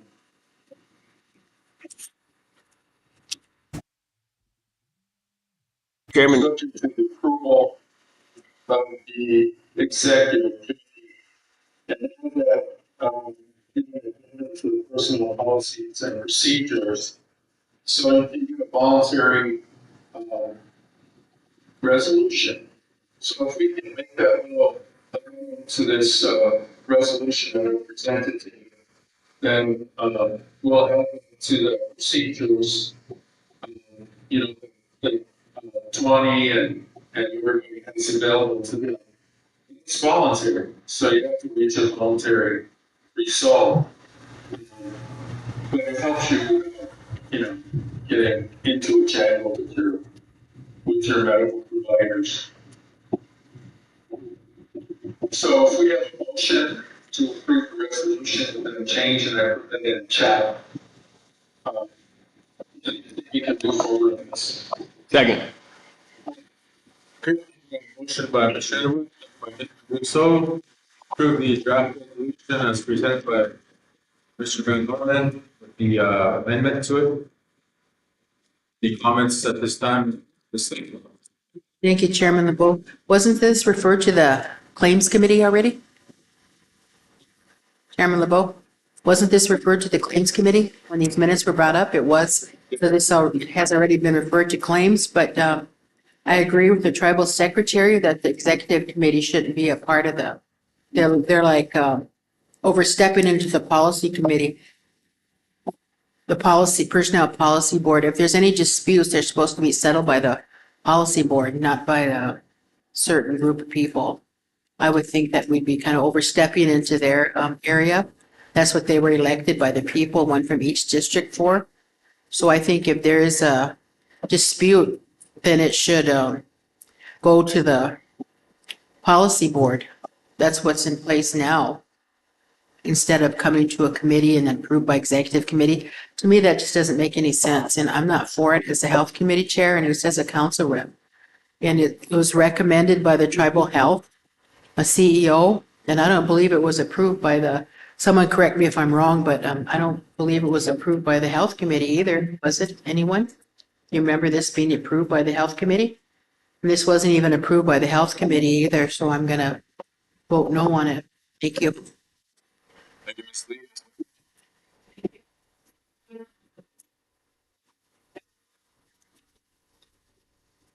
Yeah, I'm gonna say, executive should not be involved in personnel issues. That's why I have a policy where we're elected just like everyone else, they pay their fees to get elected.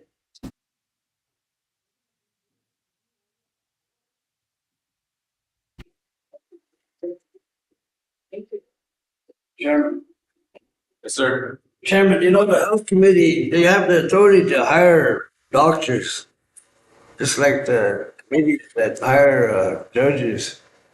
So the council gave that authority to tribal council or to the health committee. The health committee can do a lot of things, more than what I've seen. Gotta do more. It's frustrating when we're dealing with health and we're not being heard. Just the professionals confirming what you're saying, but we're not getting support here. It's not out there. But because we do the hiring of doctors, I don't know, I guess I'll ask Mark and the executives. Because this body can decide, and that's the way it goes, you know, just we'll empower that.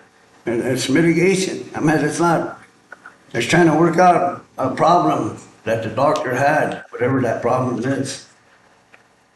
Mitigating that, to make sure it's, you know, it's not malpractice or whatever, it's, you know, communication problem. It's okay. You know, is that the intent, Mark, is to have a little body here that listens to the doctor's grievance or patient's complaint? Is that where it go or what? Because if it's IHS, it goes to area. An area, they got a chief medical officer now that needs to address this body right here, Mark, and attorneys need to be sitting in with us. When we presented the frontline COVID critical care lines information on treatment, they didn't have a chief medical officer. We had a a pharmacist shoe card over here to explain those medicines. But they have a doctor now, Chairman. We need to have them come down here and face to face and talk with them. They were on Zoom last time. I think they should be here in person for us. Then we can go over there to that facility that wants to do it.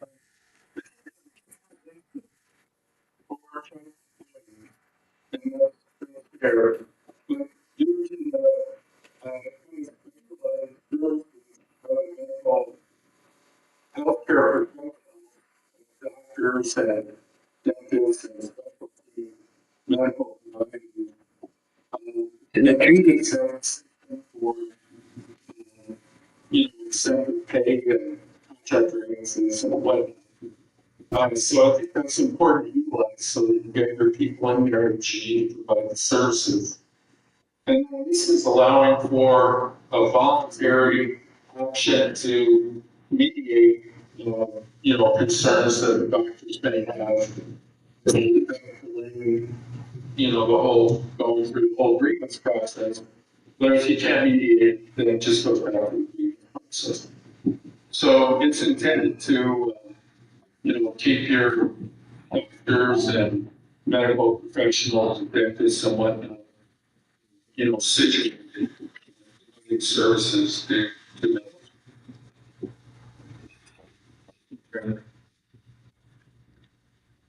Mr. Walters? Mr. Chairman, I understand, first of all, good morning, everybody, good morning, Mark. I understand what the, resolution about, but there's also standing resolution that Travis Trump is don't get involved in personnel issues. I do understand because, the health committee is one that does the hiring of doctors, nurses, dentists, whatever. I never really ever was for that, the simple reason, that's why we have a hiring board. But I think that, I don't know if I could support the resolution or not, for that simple reason. Mr. Chairman, it was reminded that this motion is already sent to claims and legislation. So maybe we can set up a process in there instead of making a quick decision on the floor today on how to do the process. I don't think it should be tribal council. I don't think it should be the administration, making that decision or doing the mediation even with the thing. I do know, Mr. Chairman, that our, personnel and policy procedure manual was changed way back in the day where it took the courts out of the process. It took the courts out of the process, and I believe the chairman is the last one after or before the grievance to go to. But to me, the courts need to be put back into that process because that's the people's rights to be able to go to court and fight their issue. So at this time, Mr. Chairman, because this has been referred to the Claims and Legislation Committee, that I will support the resolution. Thank you. Chairman. Mr. Lewis, or Mr. You Russo? had a hand up first, go ahead. Thanks, Chairman. Right. I'm just against sending stuff to claims legislation. I feel like we did that hundreds of times since I've been on council, and when we've only had one or two claims and legislative meetings. So this grievance process, this isn't a last minute, on the whim decision. This is, our tribal attorney who we pay a lot of money to. He's an enrolled member. He puts a lot of time and effort into these resolutions. And that's why I asked what his suggestion was. And he told us what he needed. And that's why I support the motion. So, whether or not we feel a certain way, if it's claims legislation, how much stuff can we refer to claims and legislation? If you don't support it, just vote no. Don't keep referring stuff to this endless circle. And all it does is we have important stuff at claims legislative that we're not even touching on. We got that Parchin's Trench. We got some Secretary of Land issues up north by Isabel McIntosh area. Just a ton of legal, real life, stuff that we need to address. We're elected tribal council body, the tribal court system. We don't have a separation of powers in our tribal constitution, and arguably we never have in our culture as a Lakota nation. We've always got a one tier of body of government, and that's the tribal council. We resolve all the issues. We're put here by our membership because of the values that they see in us, and then they entrust us with this authority. So by us creating all these policy committees, grievance board, et cetera, they're putting us here to resolve these issues. So I think a grievance that's brought from our people, no better people to handle that grievance than this body or even the executives at that. So I do, the court system's good and all that, but we don't honor our court system. We have if a member goes to the tribal court system, they get shut down by our tribal attorneys because of tribal sovereign immunity. So I don't even want to bring that up, but that separation of powers doesn't exist here. It never has. And the body government that does exist is this tribal council and the executives. And I think that this resolution is good. And that's why I'm glad there's a lot of new people on this tribal council, because, seem like the old tribal council just wants to keep on referring stuff instead of just facing it head on. So I think I asked Mr. Van Norman, Mr. In the Woods made the motion, I made the second, and I think that, we either support the motion, but if we refer it to claims legislation, nothing's ever going to happen. It's going to stay there, and probably 4 years from now, when there's a whole new council, then they'll probably just refer it back to claims legislation too. But it's a good resolution, and thank you, Mr. Brian Norman, for all your hard work. Thank you. Chairman, Go ahead. Chairman, Mark, I'm glad you're open there, and I apologize to you, man. I know you're on the clock, and you was here last month, 2 months, 3 months, 8 months ago, or whatever, we're catching up. Playing catch up here, and if there was an incident tomorrow, then we got a body to take care of that with that doctor. That's what this is about. Governmental function, and the health committee had some authority to come, they gave them. Now we're giving this body authority to, if there's one, hopefully not. Then this other motion to the claims, whenever the chairman calls the claims meeting, some of you guys need to do some what they call legislative work. It's called policy making. Some of you need to do that. You don't support motions, but you don't go to those committees and write policy either. You know, talking to you. So I think that we need to, and since we're in emergency, because this emergency declaration, we need to move these things on, and when our attorney's here, we need to hear from them. You know, and he was here several times, Chairman, so right away, we need to hear them when they're here, and not let them walk out. That way, it's really important that we have legal and our treasurer, those reports, we need to really get on those. Especially with these things coming up, we need to all be together. So communication is the biggest thing. Correspondence, huge, Chairman. Thanks for making here. Keep on too. I think we need to get this moving, get it going, get it in place. Salaam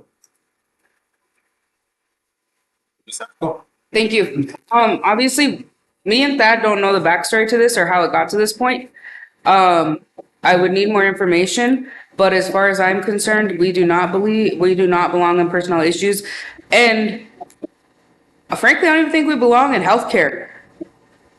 Honestly, I don't know. I didn't go to school to be a doctor. I went to school for nursing for a couple years, but I don't feel comfortable making healthcare decisions, and I don't feel comfortable taking malpractice. Like, I don't know. That's wild to me, how we think we can take on malpractice grievances. There's laws for that. So I would be, that'd be a no or an abstain for me until I got some history there. And a no for the, interfering with the personnel. Chairman, I'd like to respond to that because this is a constitutional question. Good. And in the power of self-government on page 4, F, to select subordinate boards officials, that's elected officials, an employee is not otherwise provided for in this Constitution, and to prescribe their tenure and duties, and to establish district councils to authorize and establish. That's on F. But then on B too, it says that to present and prosecute any claims or demands of the San River Sioux Tribe of Indians shall have the right to assist members of the tribe in presenting their claims, grievances before any court or agency of government. That's our duty. That's what this is about right here. So this applies to us while we're in session. Let's see, keep it with you. Go do it. Our people need to know this. This is what our deliberations are right now under this Constitution, IRA, whether you like it or not. It's what we got for deliberation. Chairman, kind of got offended on a comment. Excuse me, counsel and stuff, but I take healthcare. Le mi scusano che la coto ya te che toccare one un rischio legge. La coto ya ti vai ti uspa un so che back to the steel. We chose on it. Oh, yeah. What was it? What he talk about? What's up there? Wachla. Ola. Which holds on there, bed. We in Lampa today. Uncle Chach, because Chanupa, Obaki, Oya. Chanupa, you have. For what you are conquer, Yawa. As doctor, Oigua, because he was dead. He was dead. You gotta understand Lakota. It's part of our tradition and our ways. We chose on it out of the people, even in the direction that we pray to. So it's a very serious issue, you know, with this pandemic and the next one's coming. We better be more prepared than what I've seen us do. That's what I got, I'm sure. And I won't cuss to see vegetable. It's funny. But you know, it's a serious issue to me. It's a matter of life and death. That's how I take it. Ah, phenomenal. Oh, Mr. Thompson? Thank you, Chairman.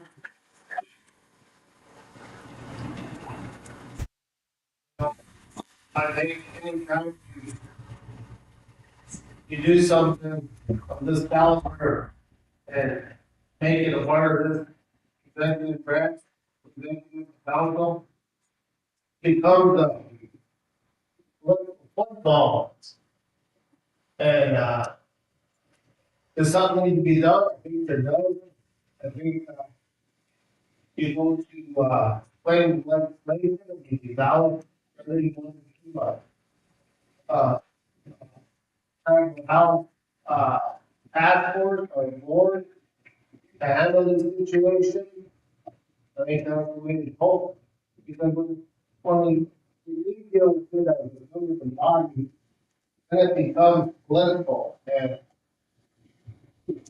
we're here to make life better on the reservation, not to be politically involved with programs, institutions, and all that. So I'm in favor of starting the process to develop that. But as far as following,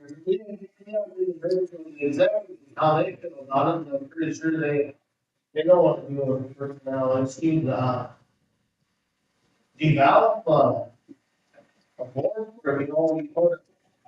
In the friend, doesn't never like served on the Davis Regional Hospital board. They said, it's deal with policy and hire doctors and stuff like that. I think that's kind of what we told. I was comfortable with executive making a decision because they make the wrong decision. We don't. We're going to take that. Talk about how. You know, that. You got to think out of the situation. Like, as far as I know, Mr. Chairman, I can support the motion. I'm not supporting the development of process and policy, but as far as this right now, I can't vote. Thank you. Thank you. Any other comments? Chairman, I'd like to respond to colleagues. It's an education process. Talk to professionals. Consultation, that stuff, but you guys took on that executive resolution, which and I didn't support. You guys took that back on. To me, you ain't gonna be dealing every month like our grievance board, you know, that once you get, you know, trying to hit up with all the grievances, employees. This year, again, professional stuff. I had a complaint against the IHS doctor. Treated me pretty bad, so I went over and I got some advocacy, and then I went and talked to one of the employees there. Wrote it out for me and sent it up to area.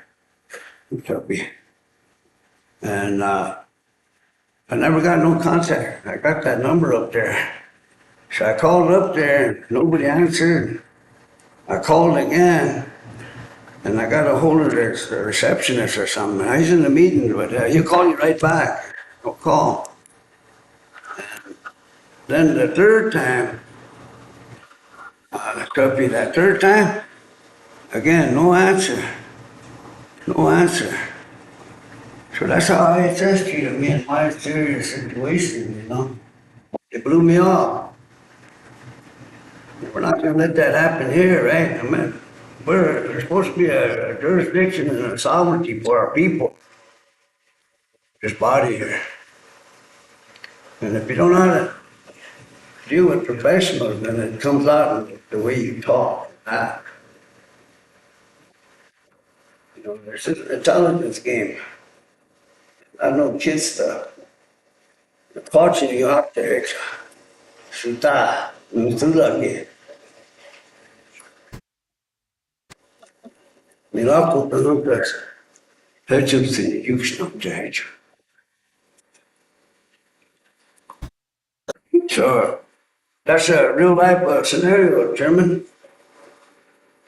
3 times, and then out of 3 other times, didn't get nothing. Just a letter back. You kind of threatening me, like I'm a bully or something.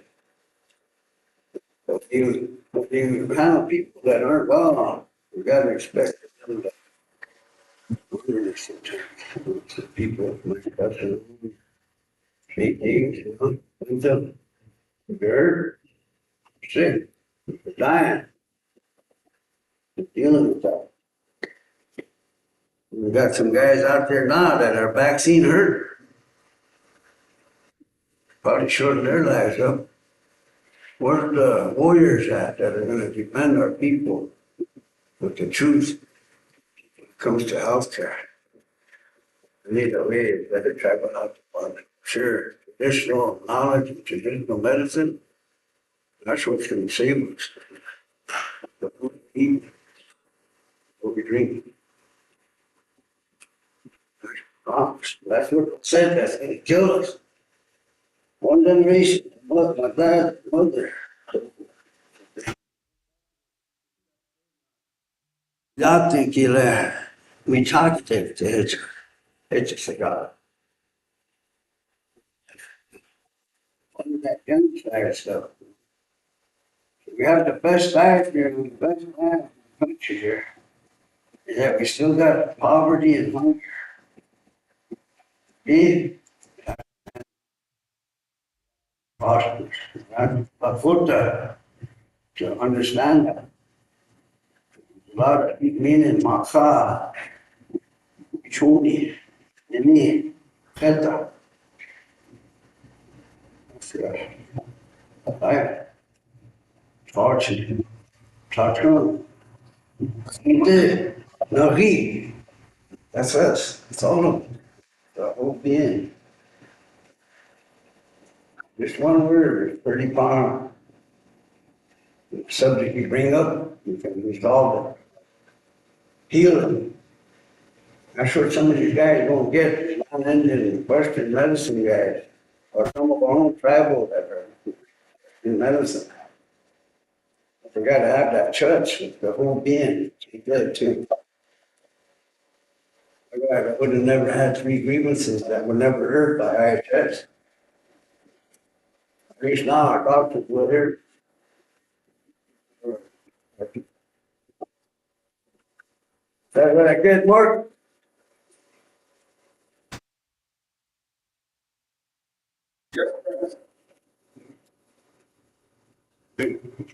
You know that we're gonna call for the vote. Yeah, just so I'm glad I got to hear my colleague speak the other end of District 6. The that's the problem, Mr. LeBeau, is this grievance process that we have in place. I sit here and see the executives or the council not want to touch a grievance process. So they want to have this grievance policy and grievance board in place. So we sit here and I've watched people forego that entire grievance process and come straight to executives when it's their family members, straight to council when it's their family members. But everyone else has to go through this make believe, and we made it up. This process, we send them the ones that don't have this privilege to have a family member on council, they have to go over there to this make-believe process that's a false hope. Instead of just being honest with them and saying, nope, we're not gonna hear it because you're nobody. We send them down this long road. But it's a good road too, because it teaches them perseverance and endurance and helps build their character a little bit and all that cool stuff that makes us human. But then so that's why, I like this resolution, because we don't have a separation of powers. And this is just a simple resolution identifying. There was right when Mr. Van Norman mentioned it, there's a doctor that's on contract, doesn't fit into that policy. That's why this is so important. That she don't have a way to grieve. She don't have a process in place. So this is going to help her with this process. We want to refer to claims and legislation, but let me enlighten the new council reps. This body of government here is the claims legislation. And we've been talking about this matter for going on an hour now. So, it's be a good way just to address it now, but we're going to send it to the claims and legislation meeting. By then, there'll be more pressing matters. The grievance board policy resolution that's on the table now is going to just get lost in the sauce. But in the meantime, we would have foregone about 3 grievances from tribal council representative family members or executive family members that didn't have to go through this grievance process. They just came straight here.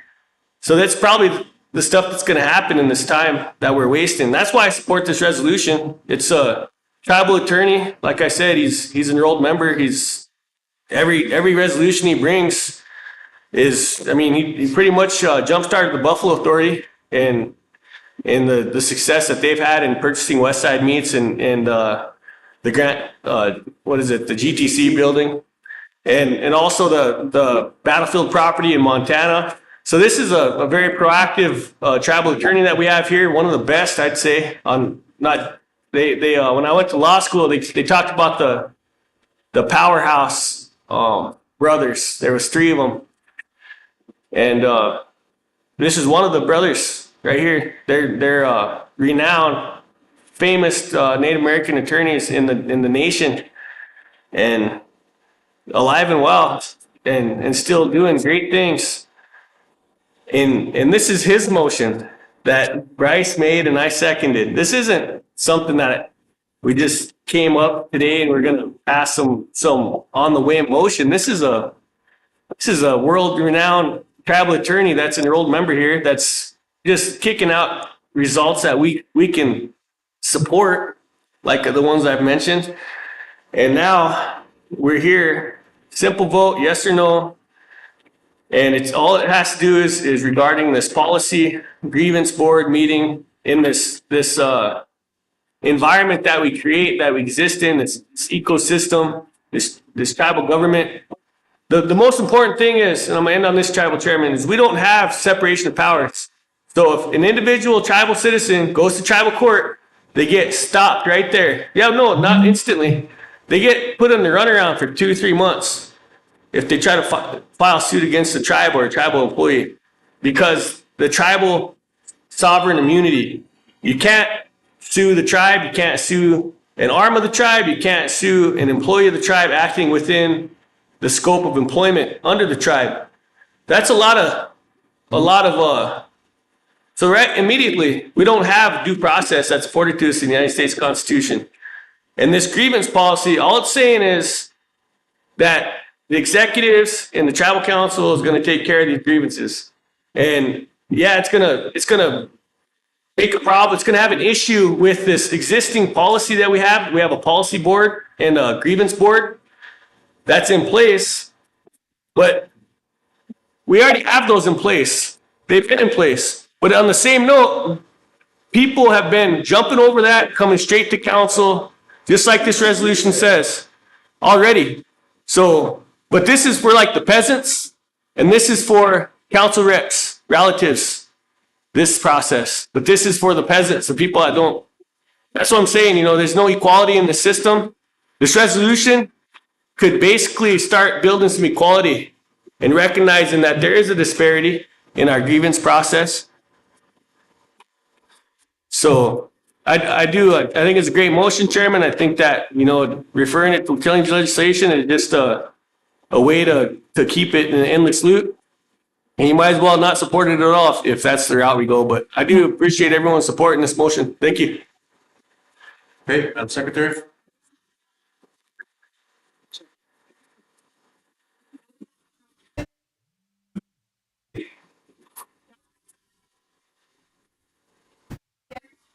No.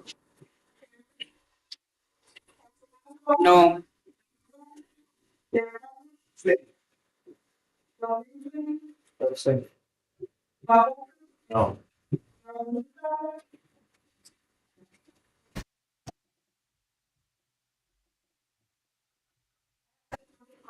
No, I'll vote yes. Yes.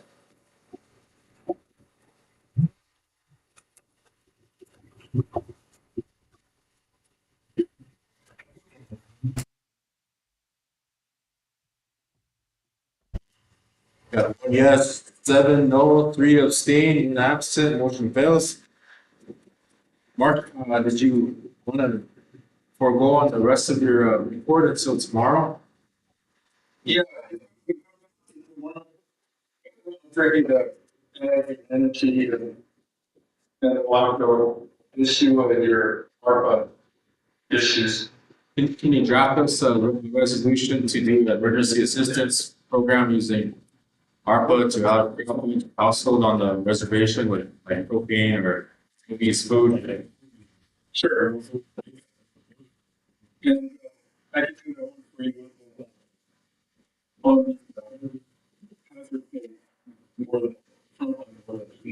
Yes. Yes, we need to know that as well. If there's any other issues for Mark at this time, council? And knowing that we won't have any more minutes at this time, we're going to recess. Got one thing, Kurt, but, I just, we ran the Wounded Survivors Run, this past week. And, I just wanted to, recognize some of these individuals that were on the run. We had, children as young as 8 years old that was running on the run. They were a little sore too. But, it was, I want everybody to understand too, is that we started this with ceremony, we ended it with ceremony. I really appreciate, assistance from some of our mini Foju / Oglala relatives from down in, Pine Ridge area. They tell the stories too on the way back. A lot of it was documented. Lucky enough to have an individual within our circle that does the same cinematography. So hopefully we're going to get more of the information out, the stories that are shared by some of the elders too. But I wanted to also thank the tribe for any of the assistance that we received, and also that what we've talked about in the past years was to create a foundation to build monuments on the way back, because there's graves on the way back too that people don't know about our relatives. We spoke to an elder just right outside of Wounded Knee, who's a mini Koju descendant as well, and she was talking about 635 unaccounted for. So there's more than to the story of Wounded Knee of what occurred at the massacre as well too. But I want to read these names real quick. Sophie Brinksplenny, January Lee, King Lee, Rowdy Bobtail Bear, Jalissa Fillmore, Melendez, Joette Lee, Val Brinksplenny, Joni Brinksplenny, Brett Brinksplenny, Seth Brinksplenny, Gabe Blackman Jr., Colin Dubray, Caden Benson, Austin Eagle Road Sanchez, Lucas Dieters, Joe, that'd be me, Derek Eagle, Aiden Moran, and Wyatt Brinksplenny, Charles Redbird, and also from down in Pine Ridge areas, Shayna Dreaming Bear, Talia Marshall, and Rihanna Littlebow, and Zania Iron Eyes. there was, we're really appreciative to the good weather. Everybody ran hard in prayer. These young people really took this event serious. And like I said, what we want to do is we want to, basically tell the world that, the Lakota Oyate, isn't a dead end society, like recently has been shared throughout media. And for us, it's just that it shows the ignorance that the rest of the world has, that our people have disappeared. And a lot of people think or don't know that there was many Koju people that were killed, but, those are our families that were killed there. I think National Geographic did a story and they misquoted as well. Nobody mentions that our relatives were killed there. And so for us, it's to be able to educate the world, and also to be able to remember those individuals and what it took and the resiliency for us to still be here, because my grandmother also too survived the Wounded Knee. So my family wouldn't be here either. So I just wanted to recognize these young people and the commitment that they have, and thank Cheyenne River Sioux Tribe too also for the moral and support that we received. Say Pilamio. Thank you. I think the council share and thank the runner that participated in the run, ongoing event that takes place. We appreciate that, and a number of our relatives that asked that we continue never forget and continue to tell those stories and share that with our youth, especially so they make stories in our history of our past. But thank you for participating in that. Thank you.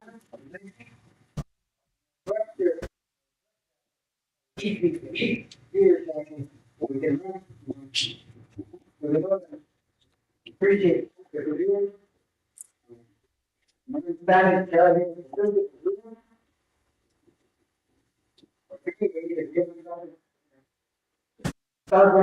Yeah, stand that you. Kids running on, give them the running equipment. Double bag or running shoes and running pants and running jackets. We can always get them that. I'm sure we're gonna start to do it again for a few more years. So, very good, but it's all good for the kids to have something and so, like I made a motion to assist with individuals, the kids that participate in this year's 20 run. Encourage the seats and. Second. Okay, motion second for your receipt commission. Honor group that participated. Raise your hand. 11, yes. There's Chairman. Second by Mr. Bluefield. Chairman, they mentioned mending the hoop. I think that's really important. Congressional, Hocho, the hoop. Mending the hoop. I think we need to take that on. Because we need unity. Very difficult to do, Peters. But it can't be. Gotta unite. Mending the hoop. Everybody needs to adopt this. Even the federal agencies. So this is coming right from the County Charter. So I'm gonna stop by. Witness to a lot of things that guy. When the turn of the century, Chairman, 1904, I think, he was going into the Catholic. So he was a holy man and warrior, and he went in with the Catholic. Now he's one of his tacos is went up to Rapid City, dialysis. Talked to that cardinal bishop there, canonized him, blackout. We have a elder gentleman, Sylvan Brown. He's given a information in 98, and it's coming on KLND. And he said that the white man misinterpreted. Kicking bear and them guys went from here, they went to see the yeah, we both got connection there. Chairman, there's a connection there between us and the Paiutes and the Utes. So it's men in the hoop, and almost us here. So, I don't know, John, I don't know if we should work on that or something. Maybe in Holland, but lay it out better. I got a referral here from our VSO. It's from some Jerry Opsaya, Sisseton. They're saying 9 tribes, we have Rosebud Sea tribe, and Stanislaus tribe. We need the other 7 tribes, 10,000 donation, and they can be sent directly to the South Dakota Community Fund. Contact person, so I refer this to treasurer. Okay, we got a referral to the treasurer from Ms. Pendowitz. There's a second. Second by Mr. Lynch. All in favor, raise your hand. 1, 2. And 11 yes, 0 no, motion carries. Council, we stand adjourned. Tomorrow morning. Thank you. Oh.